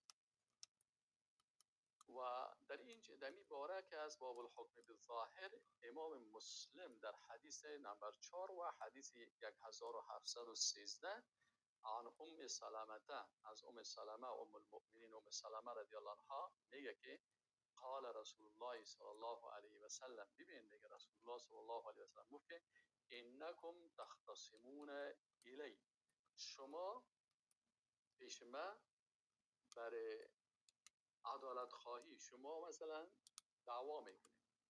مدعی و مدعی علیه هست. این مدعی و مدعی علیه پیش کی میاد؟ پیش رسول الله صلی الله علیه و سلم میاد. رسول الله صلی الله علیه و سلم چی میگه؟ میگه شما در یک مسئله یکی خصم دیگه قرار میگیرین، یعنی مدعی و مدعی علیه هستین، با هم دعوا دارین. ولعل بعضکم ان یکون الحن بحجته من بعد، شاید یکی از شما بسیار فصاحت خوب داشته باشه، بلاغت خوب داشته باشه و بر مردم قناعت بده بسیار خوبش، و اون جانب مقابلی که همراه ازی هست او بیچاره زبانش بند میشه یا بیچاره تحصیل کردن زیاد نمیفهمه، از این خاطر او بیچاره دلایل نداره. فاقضی له، آل رسول الله صلی الله علیه و سلم چی میگه؟ میگه فاقضی له علی نحو مما اسمع منه، میگه من در مورد از او قضاوت میکنم به اون شکلی که از اون میشنوم، از اون میشنوم، دلیل از اینم میشنوم، دلیل از اینم میشنوم. یکی بیچاره نمیتونه دلایل بگویه و این دیگهش فصاحت و بلاغت داره و دلایل میگه و خوب هم تو حجت داره و مثل وکیلای مدافع هم تو خوب میدانه که خوب ریزی لوکس نوشته بکنه و خوب گپا و جمله بندی و درا بکنه. رسول الله صلی الله علیه و سلم میگه فمن قطعت له من حق اخیه شیئا، اگر ما به اساس امی دلایل غلطی که تو پیش کردی به حساب فصاحت و بلاغت من چیزی از حق برادر تو رو بر تو دادم، بر تو دادم، چرا تو فصاحت داشتی دلایل گفتی. من پیغمبر هستم، علم غیب ندارم، به حساب ظاهر دلایل نگرفتم، همین حق بر تو دادم. سر زمین اردوتان دعوا داشتید، من همین زمین نگرفتم گفتم بر تو باشه. میگه اگر من فیصله کردم حق یک برادرشان فلا یاخذه، ای باید نگیره، فانما اقطع له به قطعه من النار، ما در مقابل این چیزی که برازی دادیم برازی یک قطعه آتش دوزخ دادیم. یعنی اینجا رسول الله صلی الله علیه و سلم میگه که ما به ظاهر فیصله کردم، قلبش و باطنش به الله تعلق داره، و چون من فیصله کردم به ظاهر و تو میفهمی که از فصاحت و بلاغت استفاده کردی و من که پیغمبر هستم علم غیب ندارم، به اساس ظاهر فیصله کردم، بنابراین اگر تو در مقابل ازی زمین یک کسر یا مال یک کسر به ناحق میگیری، در حق باز نگو که پیغمبر بر من فیصله کرده، این قطعه از آتش دوزخ است، چرا وقت به ظاهر فیصله کردی و تو در باطن در قلبت خودت میفهمی که همین حق نیست. همین قسم حدیث چی هستم 5 و 1713 صحیح مسلم از ام سلمه زوج النبی صلی الله علیه و سلم سمع. خب این هم درباره می خصم و ایگپا هست، این زیاد در این باره روایت هست. علامه ابن کثیر در کتابش مسند امیر المؤمنین ابی حفص اقوال سلف چی دلیل داریم، مثلا عمر ابن خطاب رضی الله تعالی عنه، اینجا علامه ابن کثیر یک کتاب نوشته کردن مسند امیر المؤمنین ابی حفص عمر ابن الخطاب رضی الله عنه و اقواله علی ابواب العلم. تعلیف کی است؟ تعلیف ابو فدای اسماعیل ابن عمر ابن کثیر قریشی بصری دمشقی متوفی 774 است. بعد از اینکه قول عمر رضی الله تعالی عنه را ذکر میکنه، قول عمر رضی الله تعالی عنه را در کجا ذکر میکنه؟ که عبدالله ابن عتبه یک چی هستن، اول قول باید ذکر بکنیم که عبدالله ابن عتبه ابن مسعود میگه که سمعت عمر ابن الخطاب، میگه من از عمر ابن الخطاب شنیدم، این در حدیث چی است، امام بخاری روایت کرده در حدیث 2641 میگه یقول ان ناسا كانوا يؤخذون بالوحی فی عهد رسول الله صلی الله علیه و سلم. عمر رضی الله عنه میگه یک مردم در عهد رسول الله صلی الله علیه و سلم و اساس وحی و ان الوحی قد انقطع. حال عصر ما که هست وحی قطع شده، چون وقتی عمر رضی الله عنه امیرالمؤمنین شد، اینجا رسول الله صلی الله علیه و سلم رحلت کرده بود و وحی قطع شد بعد از رحلت رسول الله صلی الله علیه و سلم. گفت و ان الوحی قد انقطع و انما ناخذكم الان بما ظهر لنا من اعمالكم. حال ما شما را با چی بگیریم؟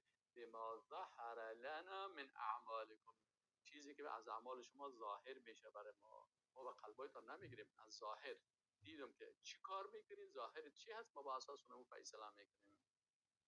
فمن اظهر لنا خیرا امناه و قربناه. اگر کسی برای ما ظاهر کرد نیکی را، ما او را امنیت میدیم، او را به خود نزدیک میسازیم. ولیس لنا من سریرته شیء، داخل قلبش و ای که چی از سر رو پد کرده ما با او ارتباط نداریم. الله یحاسبه فی سریرته، الله ای را محاسبه میکنه در آنچه که ای در سر در پوشش بودی یا مخفی چی داره در قلبش. و من اظهر لنا سوءا، و هر کسی که برای ما اظهار کرد یک زشتی را لم نأمنه و لم نصدقه، ظاهرش که دیدیم که زشت است و غلط است، ما او را باز امنیت هم نمیدیم و تصدیقش هم نمیکنیم. و این قال ان سریرته حسن، اگر چی بگه یک ولا داخل مخوب است و قلب مخوب است و قلب پاک است، نه خیر، قلب پاک الله میفهمه. ما فیصله میکنیم به اساس چی؟ به اساس ظاهره. اخرجه البخاری، امام بخاری در کتاب شهادات باب شهداء العدول در جلد 3 صفحه 169 و شمارهش هم 2641 است. خب آل امی قول عمر رضی الله عنه را علامه ابن کثیر دمشقی چی میگه؟ باز این قول ذکر میکنه و فیه دلالت علی الحکم بالظاهر. امام ابن کثیر رحمه الله میگه که این دلالت میکنه که حکم به اساس چی از در شریعت اسلامی؟ به اساس ظاهر هست. در کجا گفته این گفه؟ در اون کتابی که من خدمتتون گفتم که مسند امیرالمؤمنین ابی حفص عمر بن الخطاب رضی الله عنه و اقواله على ابواب العلم، تألیف ابو الفداء اسماعیل بن عمر بن کثیر قریشی بصری ثم دمشقی متوفای 774، تحقیق عبدالموتی قلعجی دار نشر دار الوفا المنصور در مصر چاپ شده، الطبعه الاولى و جلد 2 صفحه 543. دوستای عزیز، وقتی که شما سوال میکنین، سوالتان وقتی کسی جواب میده باید آیت قرآن براتون بیاره، حدیث رسول الله صلی الله علیه و سلم بیاره و سخنای علما رو بیاره. وقتی گفتیم که حکم در اسلام به اساس ظاهر میشه، ما از باطن و قلب کس محاسبه کس را نمیکنیم. به خاطر چی؟ به خاطر که آیت قرآن است، حدیث رسول الله هست، قول سلف که عمر رضی الله عنه از سلف صالح است و قول امام ابن کثیر که از جمله علمای معتمد اسلام است. قال النووی، نووی میگه چی میگه؟ القاعده المعروفه فی الفقه والاصول. امام نووی را میشناسن کسایی که طلاب العلم هستن، اینا وقتی من نامای کتابا رو میگیرم اونا میفهمن، از مکه عالم تر هستن. و ما وظیفیم چی هست؟ وقتی که از مکه سوال میکنم من فتوا نمیدم، من وقتی که اقوال علما را پیدا میکنم و اساس از این اقوال علما را بر شما میگم در جواب سوال ها، و سوالایی که جوابش یاد نداشته باشم نمیگم. اینجا امام نووی چی میگه؟ القاعده المعروفه فی الفقه والاصول، قاعده معروف در فقه و اصول چی است؟ ان الاحکام یعمل فیها بالظاهر، احکام اسلامی یعمل به فیها بالظاهر، حکم میشه به اساس ظاهر. یک کسی را دیدیم که قتل کرد، قاضی او را میره حکم قصاصش میده، دلایل ظاهری را میگیره. این که در قلبش نمیخواستی قتل بکنه، این که قلبش چه قسمی بود والله اعلم، او باز الله در روز قیامت فیصلهش میکنه. والله سيكون.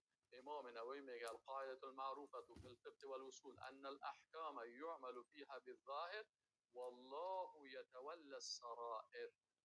سرائر داخل قلب مربوط کی هست؟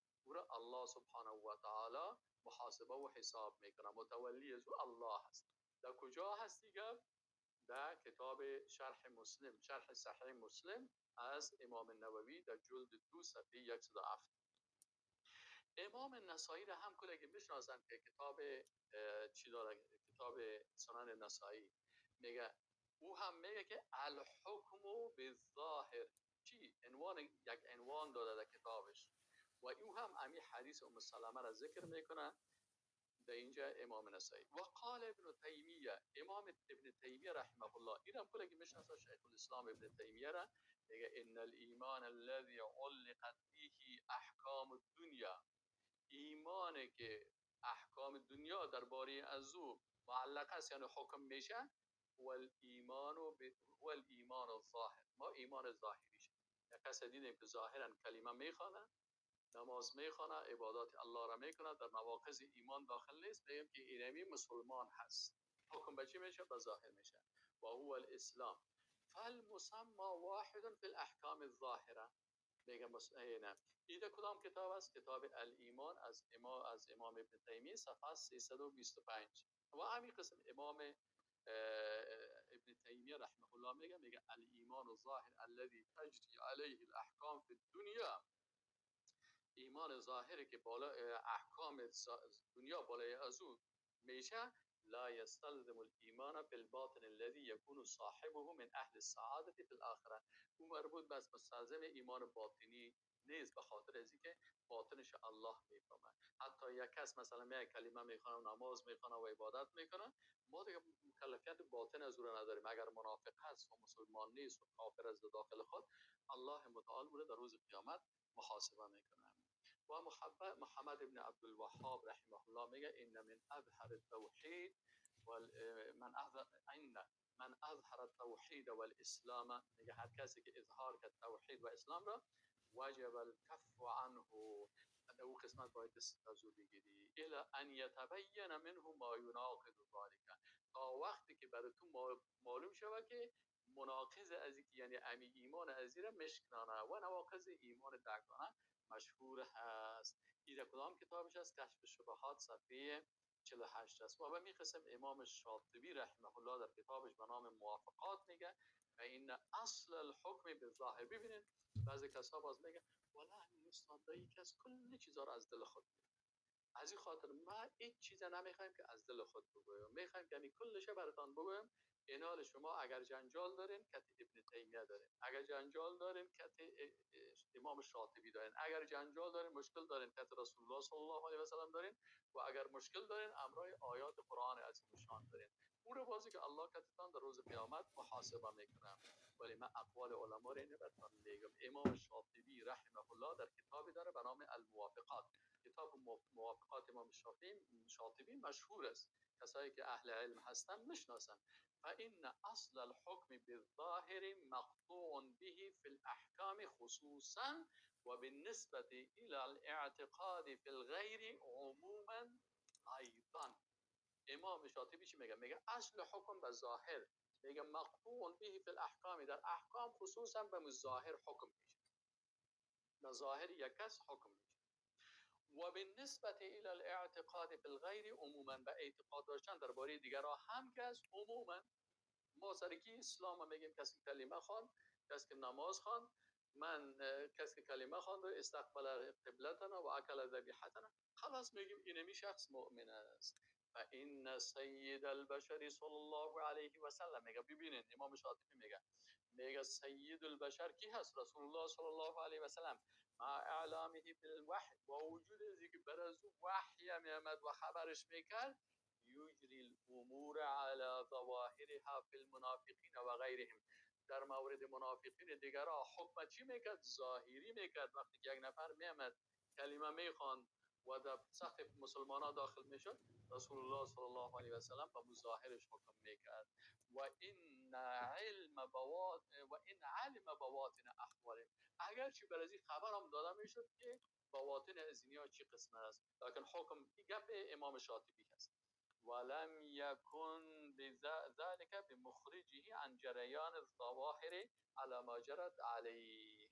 این میگه الموافقات تعلیف کی است؟ ابراهیم ابن موسی ابن محمد اللخمی غرناطی الشهیر به شاطبی در سال 790 هجری وفات نموده. و تحقیق ابو عبیده مشهور ابن حسن دار ابن عفان طبعی اولا جلد اول صفحه 467 است. در موضوع عقیده اینجا مجموعه از باحثین هستند و در رأسشان شیخ علوی ابن عبدالقادر سقاف است. این هم میگه در موقع الدرر السنیه میگه احکام دنیا و هو الحکم بالظاهر من حیث الاسلام و الکفر. این هم میره میگه اونجا دلایل اینمیا کلشان و در موسوعه عقیده بود و صفحه جلد 6 217. خب در مکتبه شامله. پس حکم به اساس چی میشه؟ به اساس ظاهر میشه. و همین برادر محترم ما که سوال کردن و گفتن که اگر یک نفر کفرش میبینی که صراحتا کفر میکنه و باز از این میگه که تو از قلب چی خبر داری، والله اونم با ظاهر شدیدیم وقتی که دیدیم یک نفر به بت سجده میکنه و یک نفر مثلا عمل کفری را میکنه که کفرش ثابت است و شیار همه چیز است، ظاهر خلاص اونم حکم علما میگن به اساس ظاهر میشه. والله اعلم. خب سوال دیگه از دوستای ما این است که یکی از برادرای ما میگه که استاد نصیحت برای برادر از کشور تاجیکستان برای من نصیحت بکنه. برادر عزیز، امروز در این درسی که من خدمتتان گفتم درباره رمضان، همین نصیحت است. بازم براتون میگم برادر عزیز، نصیحت چی هست؟ نصیحت این هست که اول شما ارکان کلمه لا اله الا الله را خوب یاد بگیرید. یک نصیحت. شروط کلمه لا اله الا الله را یاد و تعهدات کلمه لا اله الا الله را یاد بگیرید.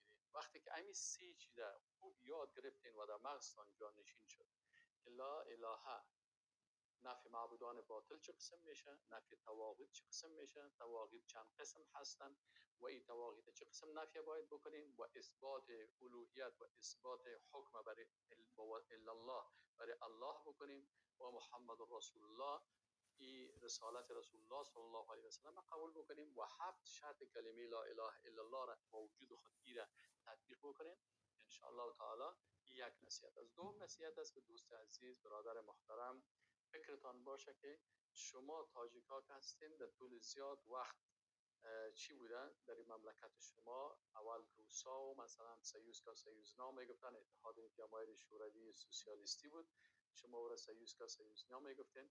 اینا که اصلا بسیار فشار داشتن و مردم تاجیکستان را نمیگذاشتن و تا امروز مشکلات در کشور شما هست.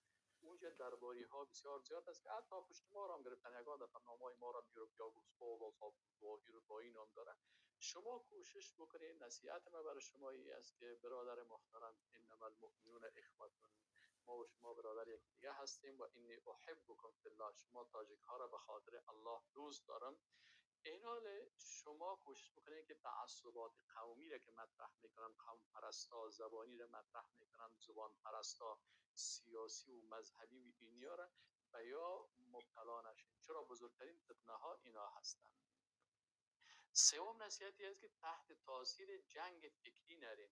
جنگ فکری چه قسم است که یک تعداد از ملاهای درباری چرب زبان یا یک تعداد فیسبوکی ها و یک تعداد اینمی چی میگن دمی چیزا که هستن تیک تاکی ها، اینی تیک تاکی ها که هستن یا به شکل از اشکال شما را میخواین که گمراه بسازن، و ضد مجاهدین یا هستن، و ضد جهاد اینا هستن، و ضد اسلام اینا هستن، غلام و نوکری اینا میکنن. کوشش کنین که تحت تاثیر جنگ فکری نرین. چه قسم میشناسین یارا؟ گپای 5 سال پیش هم بشنو از هر کس، 5 سال پیش هم بشنو آلش هم بشنو.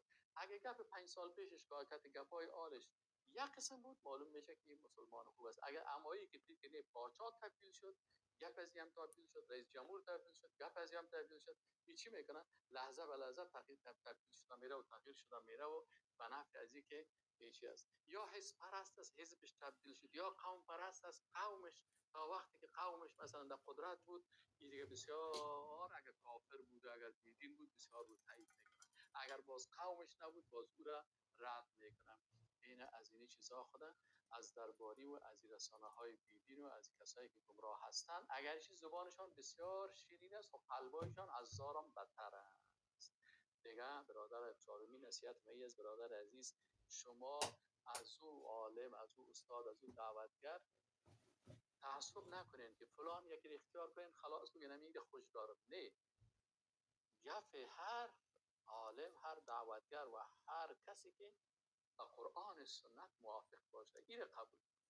اگر گپش مخالف قرآن سنت بود قطع بکنید، هر کس باشه.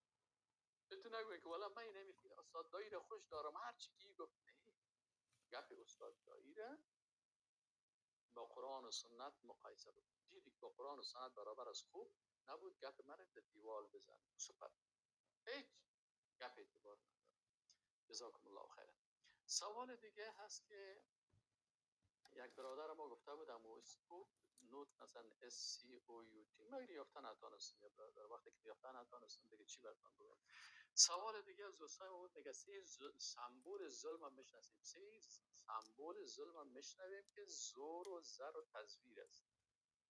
مثلا میگوین که موسی علیه السلام با این سه سمبول ظلم مبارزه کرد. این مطلب را کمی تشریح کنیم. دوستای عزیز، در عصر سه طاغوت خطرناک است. این سمبول های چی میگن؟ یکی زور است، یکی زر است، یکی تزویر است. زور کسایی است که قانون ساز است. مثلا در عصر موسی علیه السلام فرعون سمبول زور بود. این از قلون مردم میگیره، خفقت میکنه، بندی میکنه، عالما را میگه که گپ مخالف من گپ زدی میکشمت، زندانایش ببینی از علما پر است.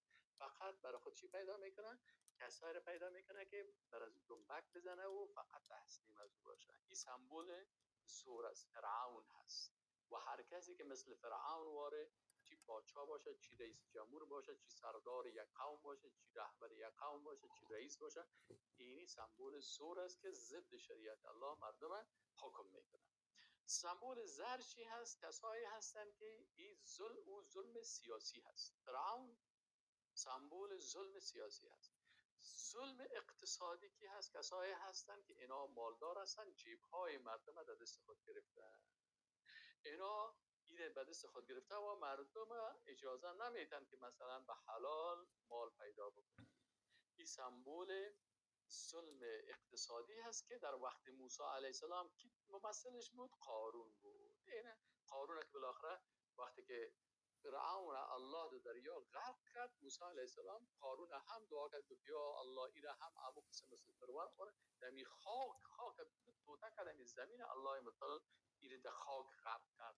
و موسی علیه السلام گفت زمین دارایی و پیسایش هم کرد، چی تو باز مردم نگوید که این موسی ایره غرق کرد پیسایش برای خود گرفت، وایش هم در پشت سرش غرق کرد. این سمبول چی بود؟ سمبول زر یا ظلم اقتصادی. و تزویر که هست، ای چی هست؟ یک کسی به نام بلعم باور، این بلعم باور عمود درباری که به نفع فرعون و به نفع ظلم اقتصادی و ظلم چه این فکر مردم خراب میکرد. احتیاط کنین یا تکفیری هستن، احتیاط کنین یا خوارج هستن، احتیاط کنین یا تروریست هستن، احتیاط کنین یا وهابی هستن. روز به روز کلمات پیدا میکنه. این چی از تزویر هست، یعنی فکر ای چی است؟ این ظلم فکری هست، فکرها و اندیشه های مردم خراب میکنه. اشکو گپ از اینا را گوش نگیرید. این تمام روز چشتن اینمی کارش هست و اینمی وظیفه‌اش هست. پس زور، زر و تزویر این همیشه هست. موسی علیه السلام در مقابل سه از این سمبول ها مبارزه کرد، کل از اینا را نابود کرد. اینال رسول الله صلی الله علیه و سلم هم در وقتش زور کی بود؟ ابو جهل. زر همین دار و ندوه کسایی که اینا بودن که پولهای زیاد داشتن، سرمایه دارا بودن در اینجا، مثل امیه ابن خلف که مثلا غلاما رو میخرید و در سر شکم بلال رضی الله عنه سنگ میگذاشت. و تزویر کی بود؟ تزویر اونمو ولید ابن مغیره بود که پیش پیغمبر میامد که ای پیغمبر اگر زن میخوای برای زن میتیم، اگر دختر جوان میخوای، این خانم تو 60 ساله هست، چی میکنیم؟ یک ما برای یک خانم از 20 ساله و 25 ساله از هر قریه برای یک خانم بگیریم، بیا که برای پیسه زیاد بدیم، بیا که برای این سمبول چی بود؟ این تزویر بود که میخواست با جنگ فکری ذهنیت پیغمبر و ذهنیت صحابه و ذهنیت دیگرها را خراب بکنه. این در اصل ما و شما هم در اصل اینا هستن. خب در جمله سوالان یک سوالی هست که در تاجیکستان حجاب اسلامی را بند کردن، حکم از این قانون چی هست؟ و کسایی که قانون ساختند و کسایی که علمایی که از این قانون پیروی میکنن و این قانون تایید میکنن و کسی که قانون ساخته و کسایی که را تایید میکنن. این دو نقطه را بیان کردن. خب دوستای عزیز، بسم الله الرحمن الرحیم. اول خب ما شما میفهمیم که حجاب یک حکم اسلامی هست و در طول تاریخ حجاب اسلامی حتی در احادیث رسول الله صلی الله علیه و سلم میگه که وقتی رسول الله صلی الله علیه و سلم آیت قرآنی که بالای زنای مؤمن، کسایی که مسلمان هستن، آیت حجاب نازل شد، صحابه میگه وقتی ما در بیرون برآمدیم، صحابیات به اندازه پیرو حکم الله بودن که چادرهای سیاه پوشیده بودن که حتی ما فکر کردیم در کوچه ها زاغ ها میگردن از اینکه خانم هایی که میرفتن و کلشان حجاب سیاه پوشیده بودن و حجاب پوشیده بودن. خب این حجاب در آیات قرآن هست و در احادیث رسول الله صلی الله علیه و سلم است و یکی از یکی از شعائر الله سبحانه و تعالی هست. اگر کسی اینال قانون ضد از این میسازه و یا ایره بد میگه و توهین و تحقیر میکنه، اول یه حکم که ساخته میشه ایره حکم جاهلیت میگه. ببینید در آیت 50 سوره مائده الله متعال میگه که اف حکم الجاهلیت یبغون، آیا اینا حکم جاهلیت میخواین که در حکم جاهلیت چی میباشه؟ ضد اسلام، به حجابی و به ستری و به حیایی هست. و من احسن من الله حکما لقوم یوقنون، سوره مائده آیت 50.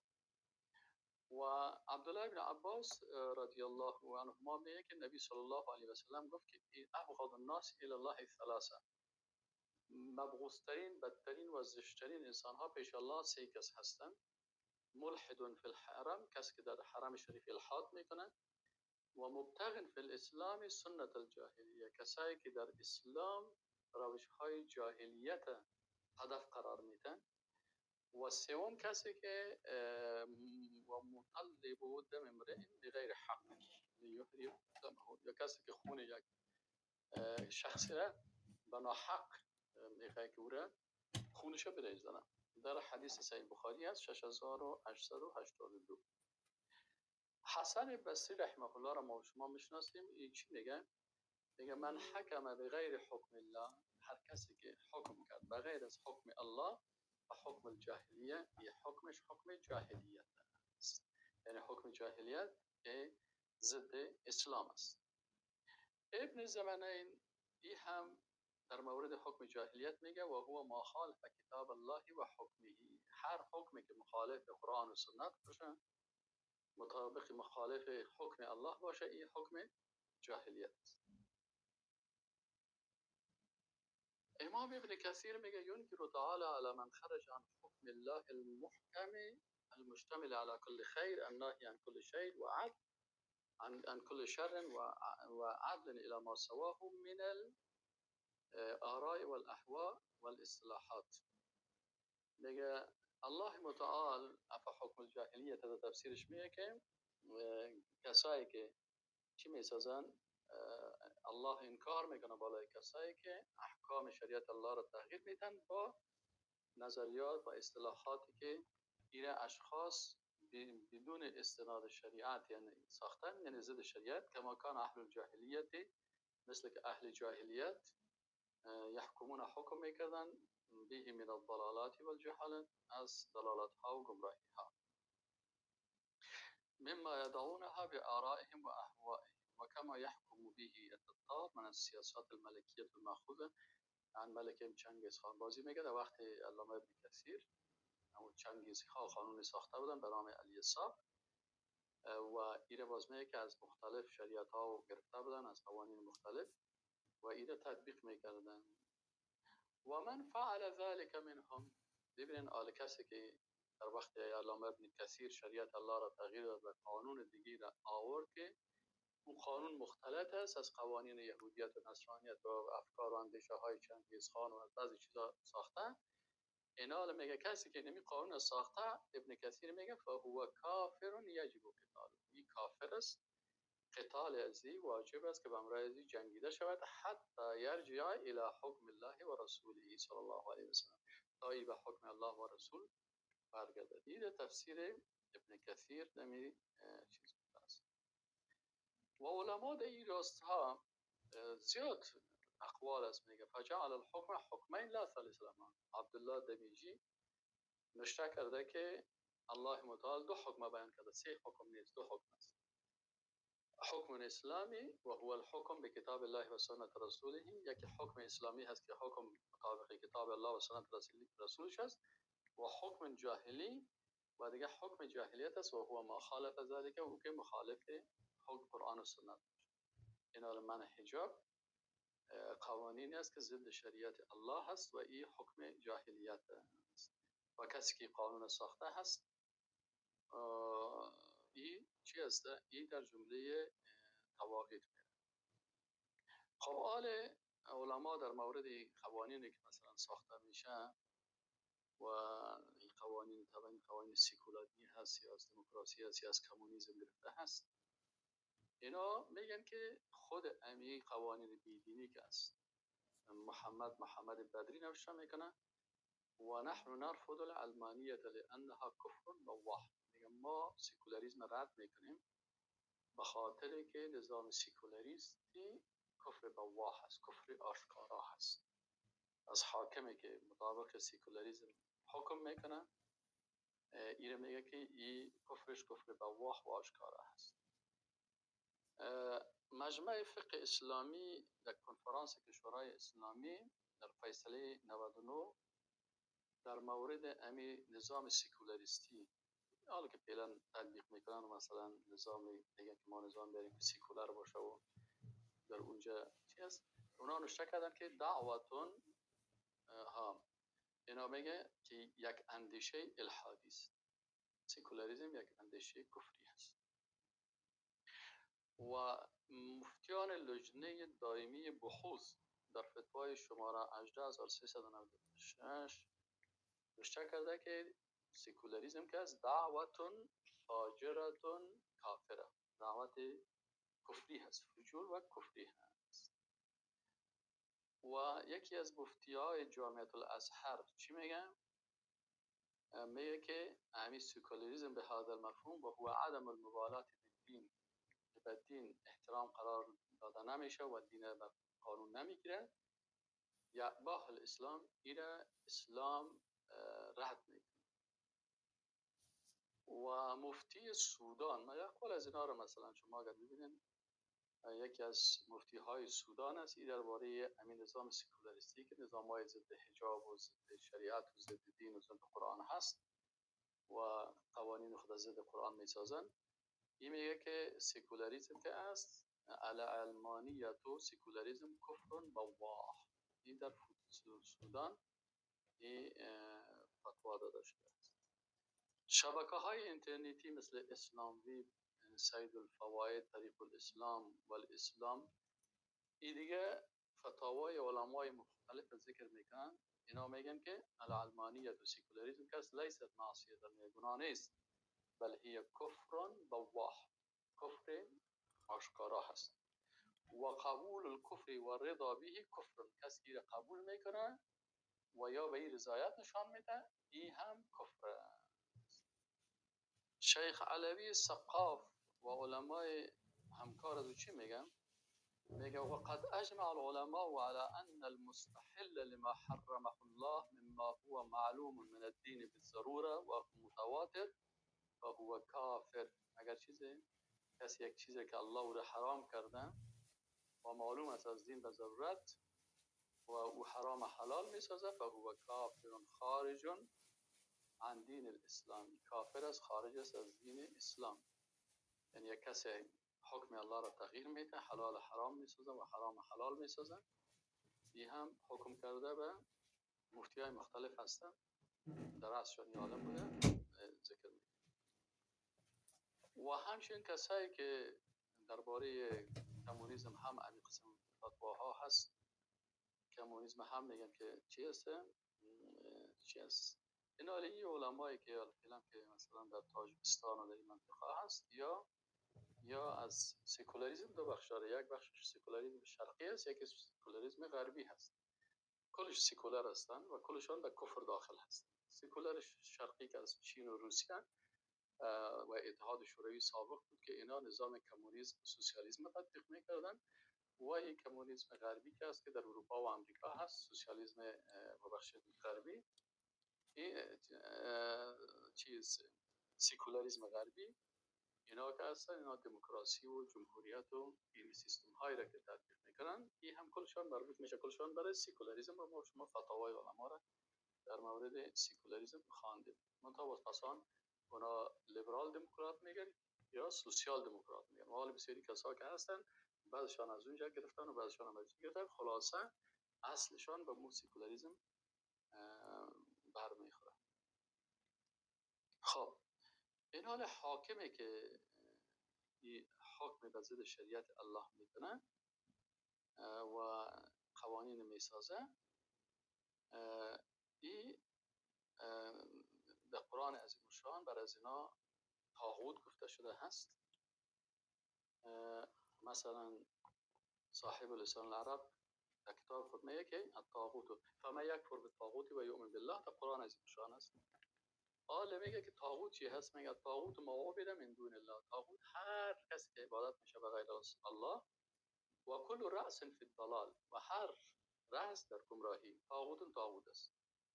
و بعضی ها میگه که طاغوت الاصنام و قیل الشیطان، بعضی میگن طاغوت بت‌ها هستن، شیطان هستن، و قیل الکهنه، کاهنایی که قضاوت میکنن، و قیل مرادت اهل کتاب، و بعضی میگن کافرای اهل کتاب است.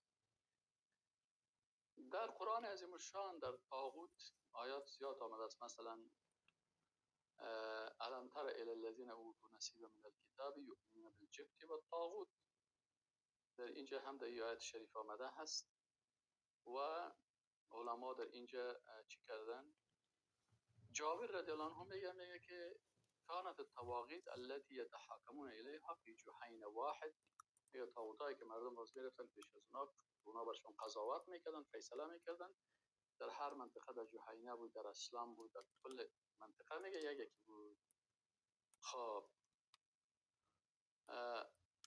به هر صورت میم در مورد این که مثلا کسایی که قانونی را میسازن، اینا خود طاغوت دوستای عزیز چی هسته؟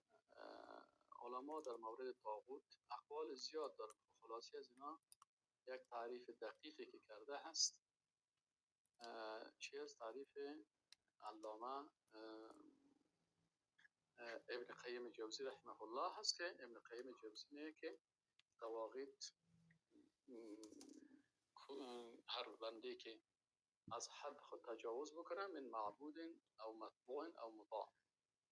اون طاغوت سه بخش بیان میکنه: معبود است و مطبوع است و مطاع است.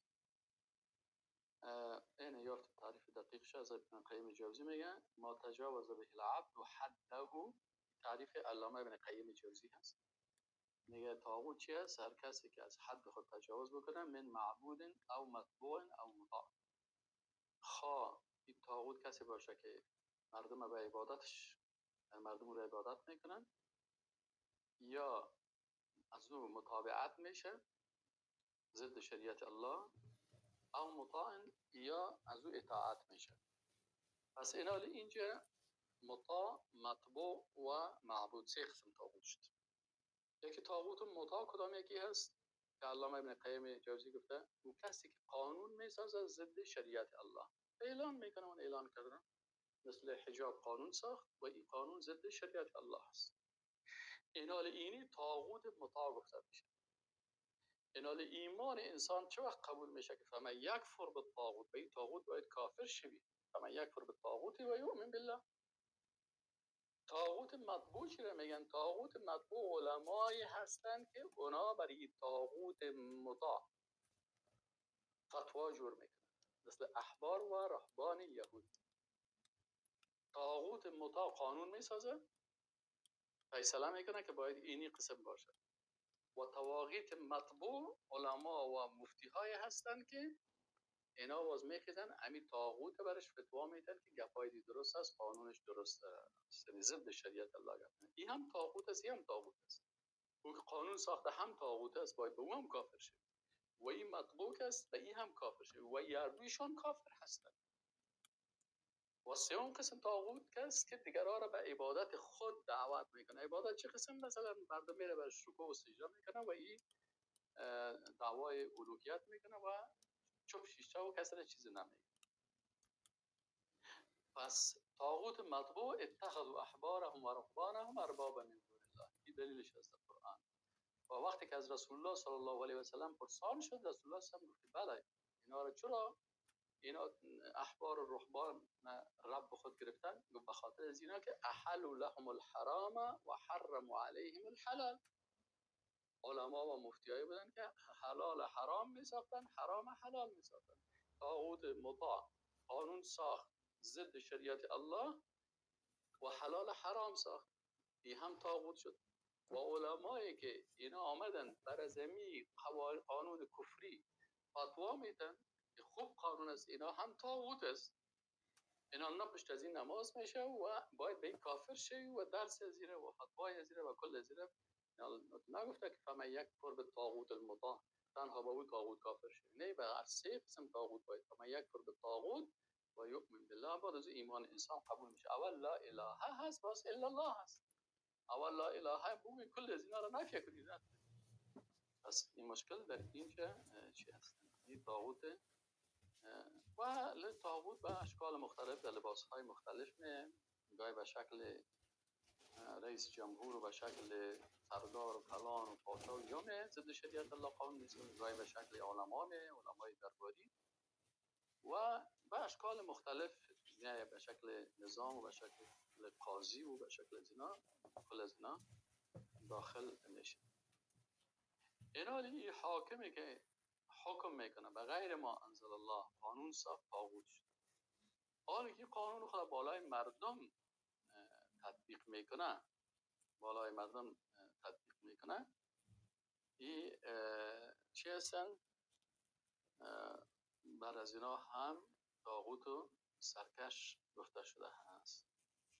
ما مثلا در سرزمین مسلمان ها وقتی که میم این تواقیت هستن که مخالف ما انزل الله چی میکنن؟ قانون میسازن، ضد شریعت الله قانون میسازن.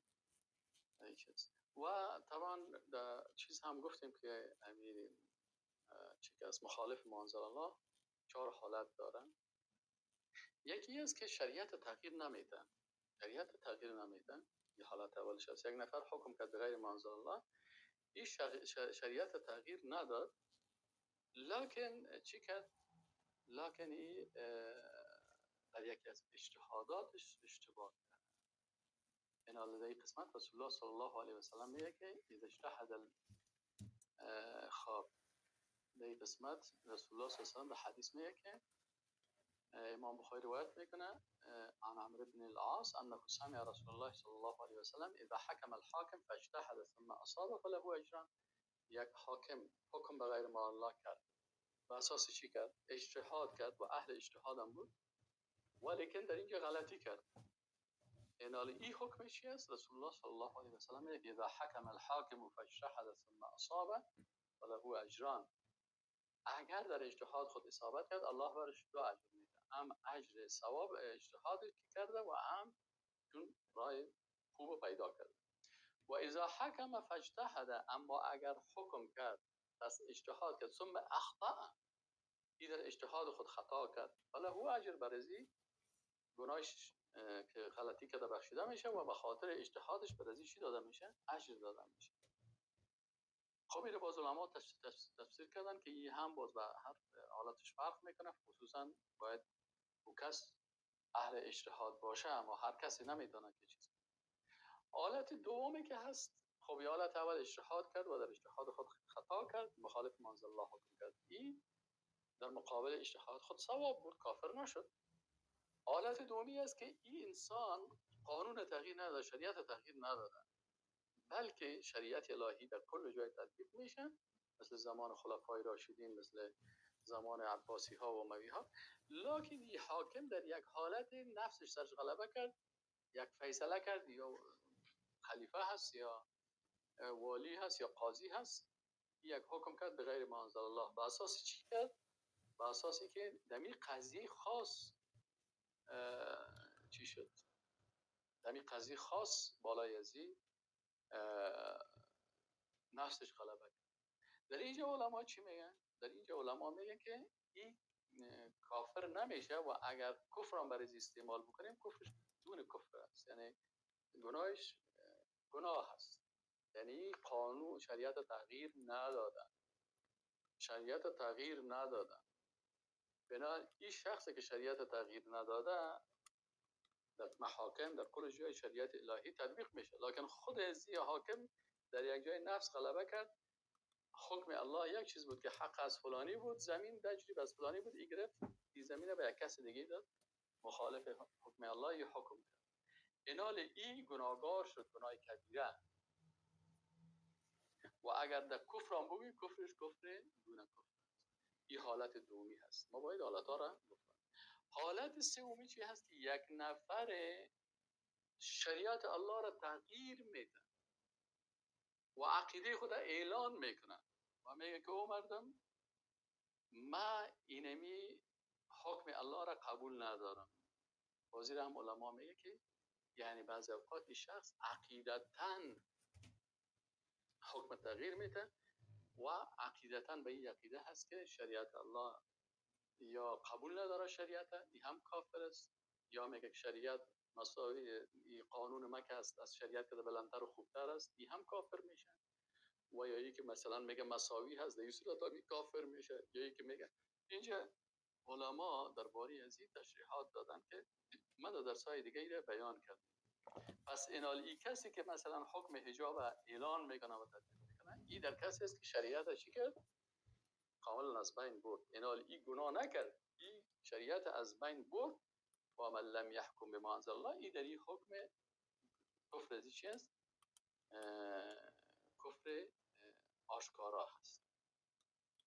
یا اعتقادا این کار کردن، این کفر کرده، یا عملا کرده. اینال اعتقادا هم علما ذکر کردن که این کافر میشن و در عملی و قولی هم علما ذکر کردن که این چی هستن؟ در باب مرتد و در کفر زی هیچ شک نیست. و علما گفتن که این چی هستن؟ این در این حالت کافر میشن. خب اینال در اینجا اقوال مثلا از عبدالله بن مسعود رضی الله عنه یک قول است و از امام عبدالله بن عباس هم یک قول است. یک کفر هم گفته کفر است و ابن مسعود هم گفته این کفر است، ذالک الکفر. و حذیفه رضی الله تعالی عنه هم ایره گفته که این کفر است. سدی رحمه الله میگه ولم یحکم بما انزلت فترکه عمدا او جار و هو یعلم فهو من الکافرین به. محمد ابن ابراهیم آل شیخ این میگه که ان من الكفر الاکبر المستبین تنزیل القانون اللعین منزلت ما نزل به الروح. میگه از کفر اکبر. کفر چی است؟ کفر اصغر نمیگه، میگه کفر اکبر است محمد ابن ابراهیم. پس این میگه که کسی که قانون لعینی که ضد شریعت است ایره به عوض آنچه که جبریل امین بالای رسول الله صلی الله علیه و نازل کرده جاگزین از این میسازه. این من الکفر المستبین هست، کفر معلومدار هست. یک کتاب دیگه از به نام رکن الفتاوا در اینجا میگه و من هؤلاء من یدعون للناس تشریعات تخالف التشریعات الاسلامیه لتكون منهاجا يسير الناس عليه فانهم لم يدعوا تلك التشريعات المخالفه للشريعه الا وهم يعتقدون انها اصلح وانفع للخلق. میگه می کسایی که قوانین را جور میکنن که ضد شریعت می باشن و با این عقیده هستن که قانون خود از اینا این برای مردم خوبتر هست. و این میگه ضرورت عقلی و جبلی عقل و فطرت فرما میگه که یک کس که یک قانون تغییر میده و یک چیز دیگه معلوم دار این چیز نو آورده ایره با عقیده شمی است که از اون خوبتر است. پس این کسی که شریعت تغییر داد و یه واسه قانون دیگر آورد به این معنی است که این انسان چی هسته؟ قانون ساخت خودش را نسبت به شریعت الله برتر میکنه و این کفر است. و صالح ابن عبدالعزیز آل شیخ میگه فلا شك ان افراد الله بالطاعه و افراد بالحكم و تحقیق شهاده ان لا اله الا الله و ان محمد رسول الله كل ذلك يقتضي ان لا يحكم الا بالشرع. میگه اگر کسی لا اله الا الله محمد رسول الله ایمان داره و یگانگی الله به طاعت و یگانگی الله به حکم و این چیزا اگر کس باور داره دیگه هیچ وقت مخالف شریعت این قانون نمیسازه. فلهذا به این سبب میگه کان الحکم بالقوانین الوضعیه، میگه به می خاطر کسایی که به قوانینی که اینا خودشان میسازن او الحکم به سوالیف البادیه یا به قانونهای بدوی قدیم میرن، این من الکفر الاکبر بالله است. کفر اکبر با الله کفر اکبر است. این حالا اگر کسی کافر در که کفر اکبر میکنه او را کافر نمیگه، باز نماخذ ایمان خود از چی میشه؟ خود از این شخص کافر میشه. یعنی اگر یک نفر صراحتا شریعت الله را تغییر بده، علما میگن که کافر است، حالا کسی تکفیر نمیکنه کافر نمیگه، خودش کافر میشه.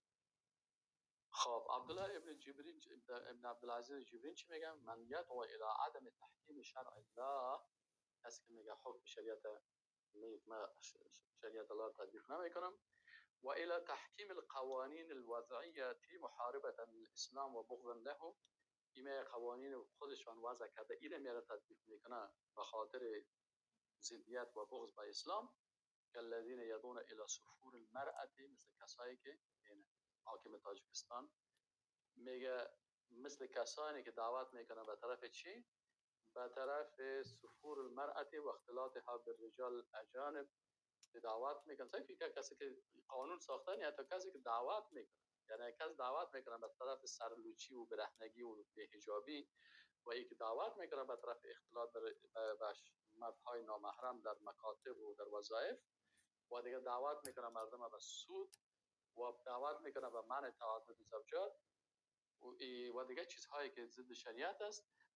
فالذی یدعو الى ذلك مع علمه بانه یدعو الى المنکر، و علم داره که ما به طرف منکر دعوت میکنم و به جنگ با شریعت الله، ظاهر عاله انه لم ينظر الى ذلك الا لما وقع في قلبه من الاعجاب بالكفار و قوانینهم. این میگه به خاطر از اینکه کفار خوشش آمدن و قانونشان خوش آمدن و اعتقاده و به این عقیده هست که انها افضل من شرع الله، که از شریعت الله بهتره، ولما وقع في قلبه من كره لدين الاسلام و احکام. به خاطر اینکه میگه این کسی که دعوت میکنه به این قانون ایجابی و گپا دعوت میکنه و هذا كله شرك و کفر مخرج من المله.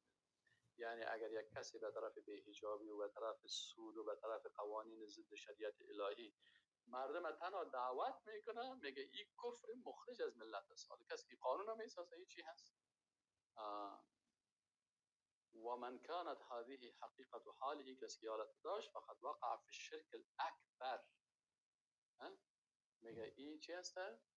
این شرک اکبر است که از دین میکشه. و این کان یظهر انه من المسلمین فهو نفاق ایضا، این که باز خدا میگه که من مسلمان هستم، این باز میگه منافقت هست وقتی که دعوت میکنه، یعنی حتی دعوتگرش اما کسی که قانون نمیسازه. شیخ صالح ابن غانم السدلان چی میگه؟ و ان من ابرز ملامح موالات الكفار ما وقع في كثير من البلاد الاسلاميه في موالات الكفار و مداهنتهم تحکیم القوانین الوضعیه. دیگه یکی از موالات کفار چی هست؟ که اینا بسیاری از کشورهای اسلامی چی شدن؟ به این مبتلا هستن که قوانین وضعی که ضد شریعت اسلامی است و این میگه نتیجه ضعف ایمان است و نداشتن ایمان است و اظهار محبت به کافران است و میل به طرف از اونها هست و هو شامل لكل ما يتنافى مع احکام الاسلام. میگه این شامل تمامی آنچه میشه که ضد اسلام باشه، خاط میگه سیاست یا سیاست باشه یا اقتصاد باشه یا معاملات باشه یا صلح باشه یا حرب باشه. خب دیگه علما اینجا زیاد فتاوا در این راستا اقوال هست و بدون شک عبدالعزیز راجحی هم میگه که شیخ الاسلام محمد ابن عبدالوهاب در معنای طاغوت رؤسا و انواع آن گفته است دومین طاغوت حاکم ظالم تغییر دهنده احکام الله میشه. دومین طاغوت میگه کدام طاغوت است؟ طاغوتی که حاکم ظالمی که احکام الله را تغییر میکنه. و سومی کسی که به غیر ما انزل الله حکم میکنه. خب و در آخر رساله آمده است و بدان که انسان به الله سبحانه و تعالی مؤمن نمیشه تا اینکه به طاغوت کافر نشود. در بین چی فرق است؟ این شیخ در جوابش میگه که کلام الشیخ رحمه الله واضح که انه یجب علی المسلم ان یلتزم بشرع الله. مسلمان باید به شریعت الله ملتزم باشه و قضاوت و دادخواهی هم که میخواه به کتاب الله و سنت رسولش بکنه و حکم کننده ظالم هست و شریعت الله را تغییر میده و مبدل دینی و تبدیل کننده دینش هست. من اوله الى آخره قد قلب الدين رأسا على عقب. وقد ذكر العلماء كالحافظ ابن كثير وشيخ محمد ابن ابراهيم في رسالة تحكيم القوانين. حافظ ابن كثير هم گفته هست و شیخ محمد ابن ابراهیم در رساله تحکیم قوانین ان من غیر احکام الشرعیه كلها رأسا على عقب بلا استثناء فقد بدل الدین. کسی که شریعت تغییر داد میگه این دین تغییر داده و هو مبدل لدین الله. و اما من حکم بغیر في بعض المسائل او في بعض الجزئيات بالهوى اما الرشوه او المال او الرغبه او الرحبه او لاجل ان يطاع محكوم فهذا كفره انما يكون كفرا صريحا من البيان میکنه. یک کسی است که بیخی شریعت وضو کرده ایوازش قانون آورده است، این کفرش کفر اکبر است. اما یک کس شریعت تغییر نداده لکن در بعضی از قضایا مثل قبلا ما شما گفتیم که به نفس خود حکم میکنه، بازی کفرش کفر اصغر هست. بنابراین اینجا علما این موضوعات کلش مفصلا بیان کرده هست. پس دوستای عزیز در این راستا ما و شما باید متوجه باشیم که آخر زمان انسان صبح مسلمان می باشه و دیگر کافر میشه. چرا بسیاری جایا هست بسیاری کسا به خاطر از اینکه طاغوت است پیشش خفه نشه یا مردم از پیشش خفه نشه یا خودش کفر به طاغوت نمیکنه یا طاغوت تکفیر نمیکنه. اینا یردوش انسان از دایره ایمان خارج میشه. باید انسان اول به طاغوت کافر شود و او طاغوتی که ضد شریعت الله قانون ساخته هست او را تکفیر بکنه. و یکی از نواقض ایمان همین است که هر کسی تکفیر نمیکنه او کافری که کفر بخواه و آشکارا هست خودش چی میشه؟ خودش در کفر داخل میشه. و یکی مثلا حجاب کاملا منع میکنه و در رادیوها و تلویزیونها و در اینجا خبرانه پس معلوم دار است که کفرش کفر بخواه و آشکارا هست و این علماء فتاوی که ما شما خواندیم و در اینجا باید بسیار احتیاط بکنیم. الله متعال همه ما را در آخر زمان توفیق ایمان خود حفظ بکنیم. و السلام علیکم و رحمت الله و برکاته.